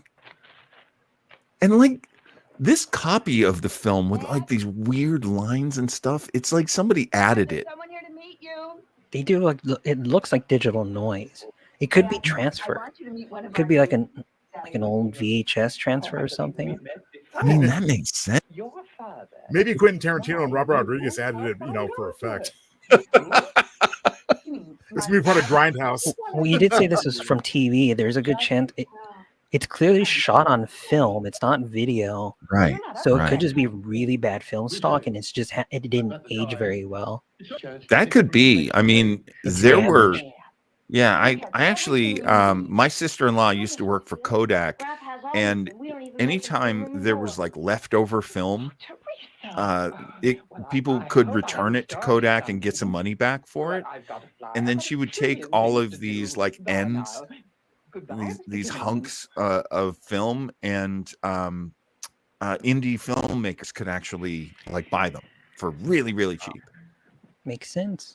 Good business. There is already one very important lesson as conveyed in this after school special type drama. Yes. I can tell you from personal experience, if you're eating chocolate donuts and you get crumbs on, you don't do this because it just rubs it in, That's bad acting. That's what yes, that it is. is. Of course, they're not sprinkles, they're ants. Boy. Gotta get that protein mixed in. You know something? I'm all for it. I'll bite them back. Damn bugs. Just don't eat raisin bagels up there. You never know what the raisins or something else. Don't do it. When the raisin is carrying the bagel away, you know it's wrong. Could we have this fight somewhere else? I'm watching this turned off TV. Take this fight to another scene. Is this a special about the diabetes? Feels like it. It sure feels like it. It feels like I'm going through Now, something. who was the senior citizen lady from a moment ago? I don't know. I She's kind of there for effect, I guess. She's probably going to show up later in the plot. I wondered if they were trying to fix him up, but yeah, maybe. I can't. I gotta go to the library. See you later. What you have here? You have here like the before and after of like acting school. I was about to say, she's like, I gotta go hang out with some good actors. Bye. Oh, this music. It's like music is dying. It sounds like Night Gallery. Oh my God, did Night Gallery sound this bad? Sometimes, yes. It wasn't great. Uh-oh, Jodie Foster sense is tingling. What were they calling him? Was he? Look how high that ceiling is. Look at the outside. Come to the honeycomb hideout and watch your head. We're not inside. It's plenty high. I'll bet it's that crazy hermit. Where's Canine at? Potato Tom? Of course, Potato Tom. What other hermits do we know? Potato Tom? I am waiting for them to whip out a big box of honeycomb. You're right. They have a light? How did they get a light? Where's the electricity coming from? They just have like a big car battery strapped somewhere? I think maybe it's a flashlight suspended from the ceiling. Maybe, but stranger danger, stranger danger, stranger danger, grandpa danger, grandpa danger. Yeah, it's creepy, grandpa danger. There's that line. Okay, she really can't hit that grandpa line. That's like now I have to go back through her entire filmography and see if she can deliver that line ever. Did she ever learn how to say grandpa? She flubbed it twice. You have to assume that was the best take. Fade to red. My retina's just detached. First, we allow a female in our club. Then she brings her whole family. What kind of secret club can we have? So I guess that kid's gimmick is he's always eating. So this is the Engelbert character. When do we get to the Upside Down or wherever the hell this is going? I give you my Or We the do have train Engelbert scene. and Lupus. I'll talk to you about it. And Amanda. Oh yeah, you get some bad news bears. Can we please skip ahead? If this film is dedicating so much time to foot washing and soaking, I can't. Okay, I'm just gonna drop the needle. All right, hang on. You can break the record at this point. Treat Grandpa like he's old. Grandpa is old. They're eating again. Maybe so, but I don't think he knows it. She's got a good point there, Ruth. Oh, that's kind of creepy too. Remember that old overshoe buckle we found? I found. Yeah, he's eating still. Oh my gosh. This whole movie is people soaking their feet and chewing on stuff. Wait for the big climax. See when they chew their feet. This is like the great thing that you would do in a Quinn Martin the thing. It was like, well, there's a scene where he confronts this other guy. Nah, just do it in a phone call. Hey, this is Barnaby Jones. I'm coming to get you. You're not coming to get me, Barnaby Jones. Of course, there's a junkyard. He must have haunted the entire city dump up here. It's Scrapper. Sick balls. Is this where they recover his baseball and go back to playing in the Sandlot? I'm not sure it's that good. I think not. Oh. There's that junkyard dog. Yeah, he won't get us there. These kids not seen Cujo. What's up? Come on. No, I think the idea is they're gaslighting the dog to make it think that they're gone. Oh, it worked. The old hermit. Oh my god. That's how you could tell how bad this is. They couldn't even get John Carradine. But they got Jed Clampett's hat. Stolen from the Smithsonian. The dog is the second best actor in this whole movie. So the clue. the missing thing. Yeah. Poor dog. Now go in there and work on your audition to getting something better. Oh my god, this is so painful. You know, if the kid with the glasses was the main character, this would be Encyclopedia Brown. Oh my gosh. Not sure So I'm trying to find things that were stolen from them. I'm guessing that's what it is. They don't even know. Those are bricks. Oh, those are their bricks. They stole our Yes. bricks. B for brick. What do you kids want here? What? Oh, I'm in the shadow. Scream. Count to 10 and then run. Wait a minute. Grandpa's in on it too. Come here. No way, Grandpa. Please tell me he turns them all into soup or something. Oh, there's a part 2. I can't. We'll jump through it. I swear we'll jump through it, Stevie. You won't have to watch all of part 2. Go on. Inside? You wait out here, Tom. Let me talk to them first. Let me talk to them, Tom. These meddling youngsters. If it wasn't I for know. these meddling kids. Ugh. Wow, my mom should see That's where he keeps his cheese grater? Ugh. Hey, look. Here's a statue my mom threw away. Sit down on the bench. All of you. We can't see wrong with these statues. Kids don't have bricks, Mr. Kinderman. We saw them outside.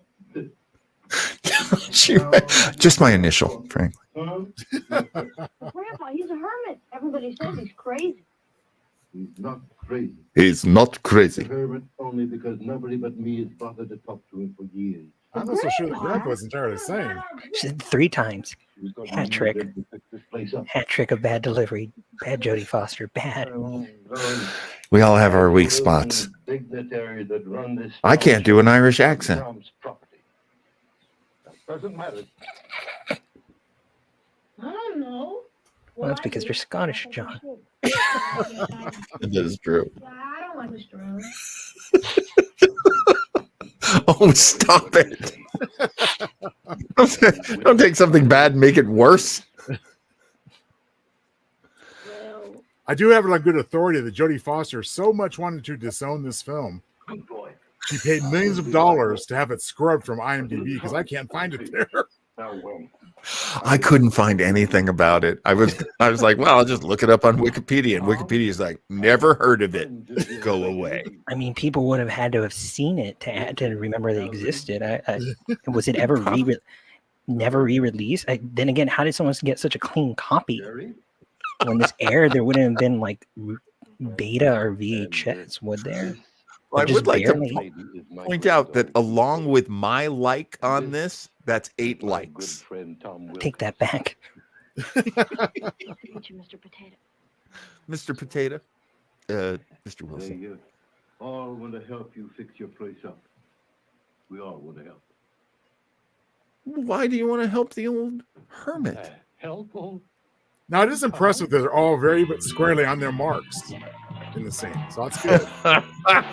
All standing, all comfortable and casual. Do they have to throw everything out?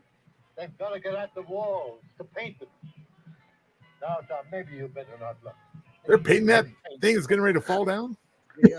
So they're streamlining the whole process, but yet this film. Oh, don't throw away that tire. It brings him joy. I'm afraid that paint's going to make the whole thing collapse. It's going to be too heavy. First, we got to make the girl do the washing. That's because of all the lead in it. Oh, Grandpa. Well, they got the the little African American child doing his raking and stuff. What did I tell you? I told you. The rest was just throwing tires around. I think it was a subtle hint. They're trying to teach him how to work on his brows. Or should I say brow? Grandpa reads a letter, the most exciting part of the movie. You're not wrong. It's a lot of acting right there. I hope you're taking it in, Jody. It's going to come in handy later when you're doing this. Isn't her, but that mother looks a little bit like Ellen Travolta. Oh, no. Grandpa got some terrible news. Speaking of eyebrows, good Lord. Control those things. They're almost as bushy as mine. Yours are handsome, Joe. I always tell you that. It's always true. Doctor's orders. Thank you, sir. She can't take care of you anymore. Strong as a horse, always has. But the no Larry Hagman eyebrows, either one of us. You don't need her. You can stay with us as long as you want to. You don't need her. Dad, don't you? Forever and ever and ever. I wish this movie would pick a plot line. Dude, we're only just barely over halfway through. Might be time for a little fast forward, John.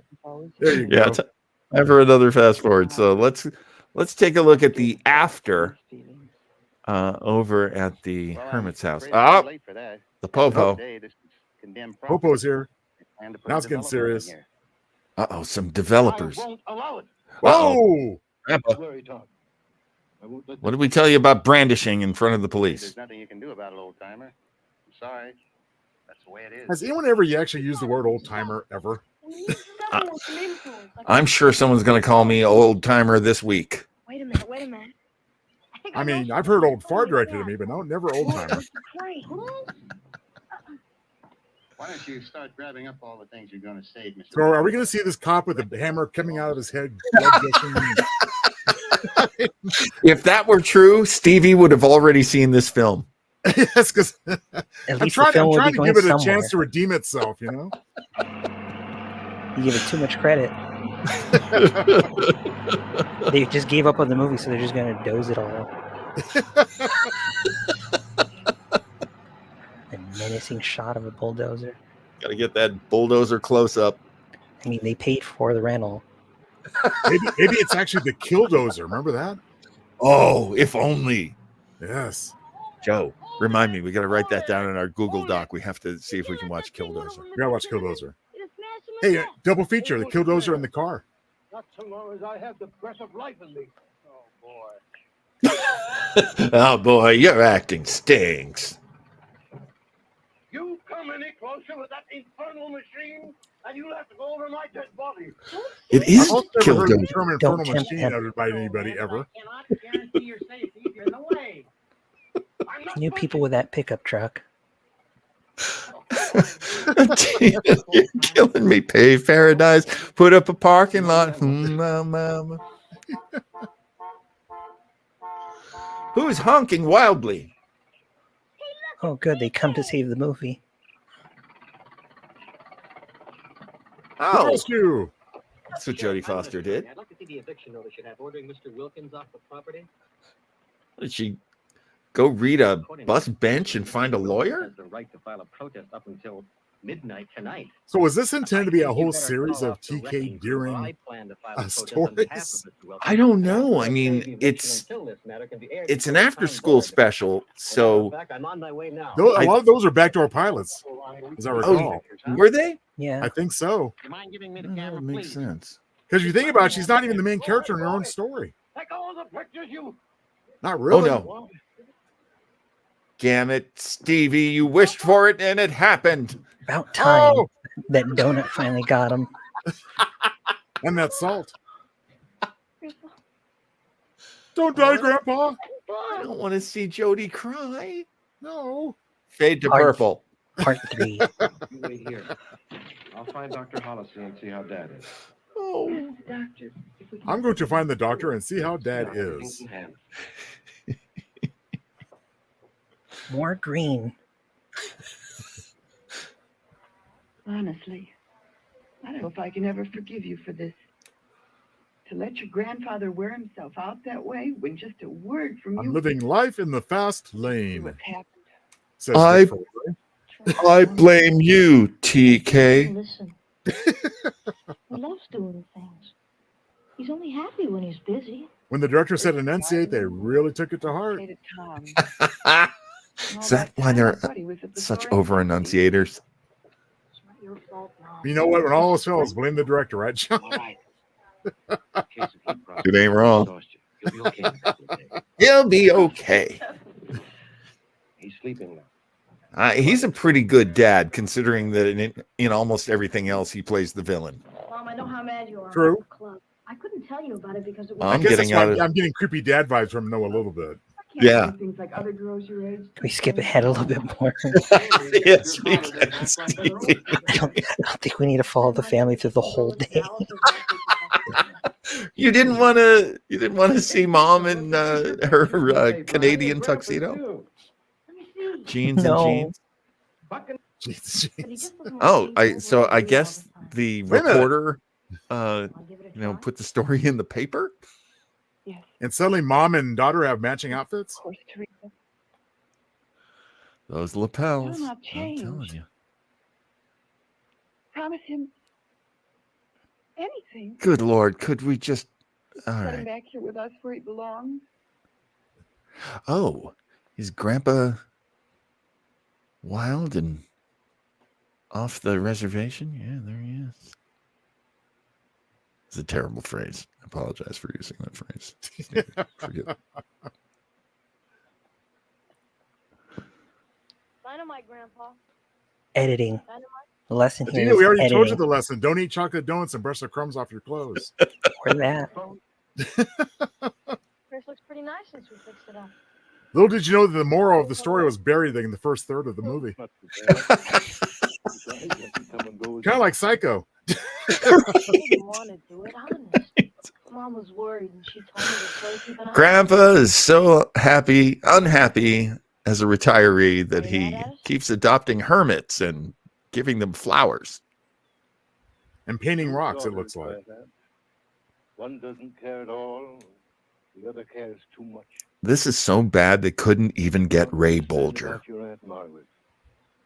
All this time, I guess she was just. Maybe it was a stuntman back in the day. She's always been your favorite, hasn't she, Grandpa? Might be the stuntman for Scarecrow, for that matter. Well, you're always sort of throwing her up to Mom. Yeah, I shouldn't have done that. That was unkind of me. And that could be true. Grandpa could be neurodivergent. We don't know. You're doing what you did. Running away.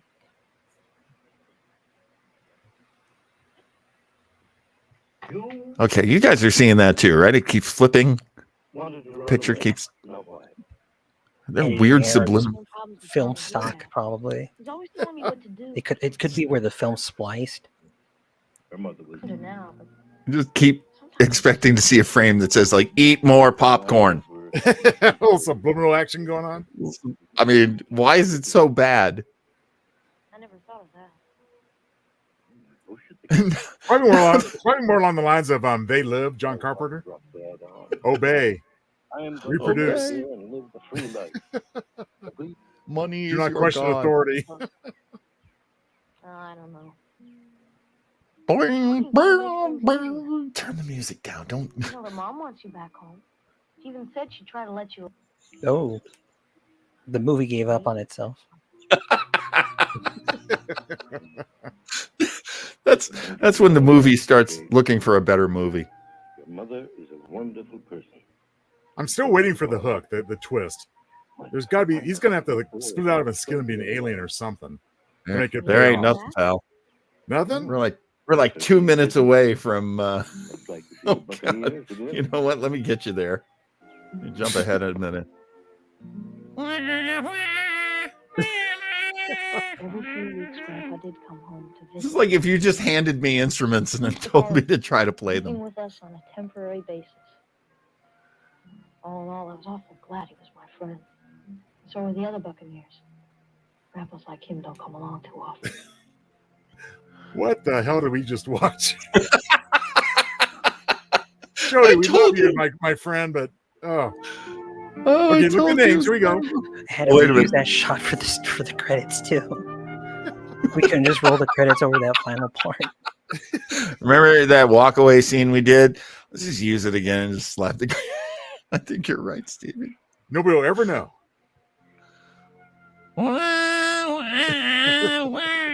It's like someone just sitting.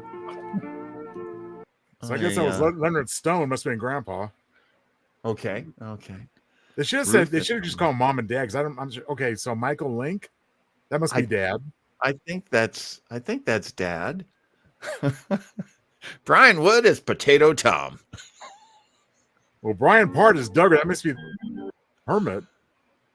Yeah, I don't know. I don't know which ones are the kids. So, anyway. Oh, that's right. I forgot about the kids. Oh, how could I forget about the kids? They're such an important part of this story. So important they disappeared the last. Oh my God. So looking at the is here a second ago, looking at the comments, I believe we actually did get pulled off the air at some point. I was going to share with you that I did get a text from Tony that we got pulled right when we used on Boy George. Of all no things. way. Yep. No way. But I think they came back. Oh yeah, they definitely came back because Adina was with us the whole time. So yeah, so we may have lost Boy George and Mr. T, but oh well, we always have our memories of this momentous encounter. Womp womp. Folks, when you watch the taping, it's always going to be different from what you get if you watch the video later, because I know I'm going to have to do this. I'm going to have to go back and edit out the things that they didn't want us to show, like I'm sure the A-Team clip. That's why you got to watch live. Exactly, Stevie. You're going to miss out potentially if you don't watch live. Absolutely. So that brings us to the end of another wonderful show. We, of course, have some things that we like to share with you. JoeTownsville.com.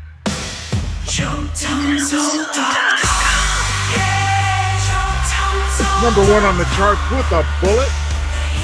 The JoeTownsville.com song. You know, people point out how bad AI can be, but I'll tell you, this particular AI fell in love with Joe Townsville and made this incredible song for him. So it ain't all bad. It ain't all bad. It's all good with this. Especially the last two lines coming up now. She was a good guy to know. And Stevie, this part's for you. Yes. We'll be in touch, my friend. We'll get you some JoeTownsville.com material. Oh, I love it. Get Stevie and Adina the full swag bag. That's right. Love that. Thank you.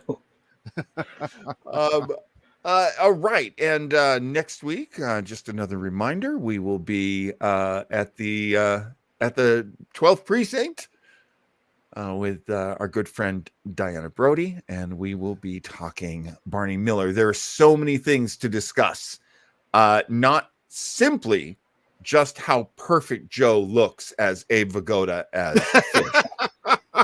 Not just that, but we will be mentioning that because, frankly, Joe, this is one of my favorite photos of you, even though it's not entirely you. Well, John, I mean, the advantage I have, and we will have to work on getting some more John poses. We've talked about this. That's true. But if I just have to, Joe needs to look a certain way, selfie time. So. Very good work.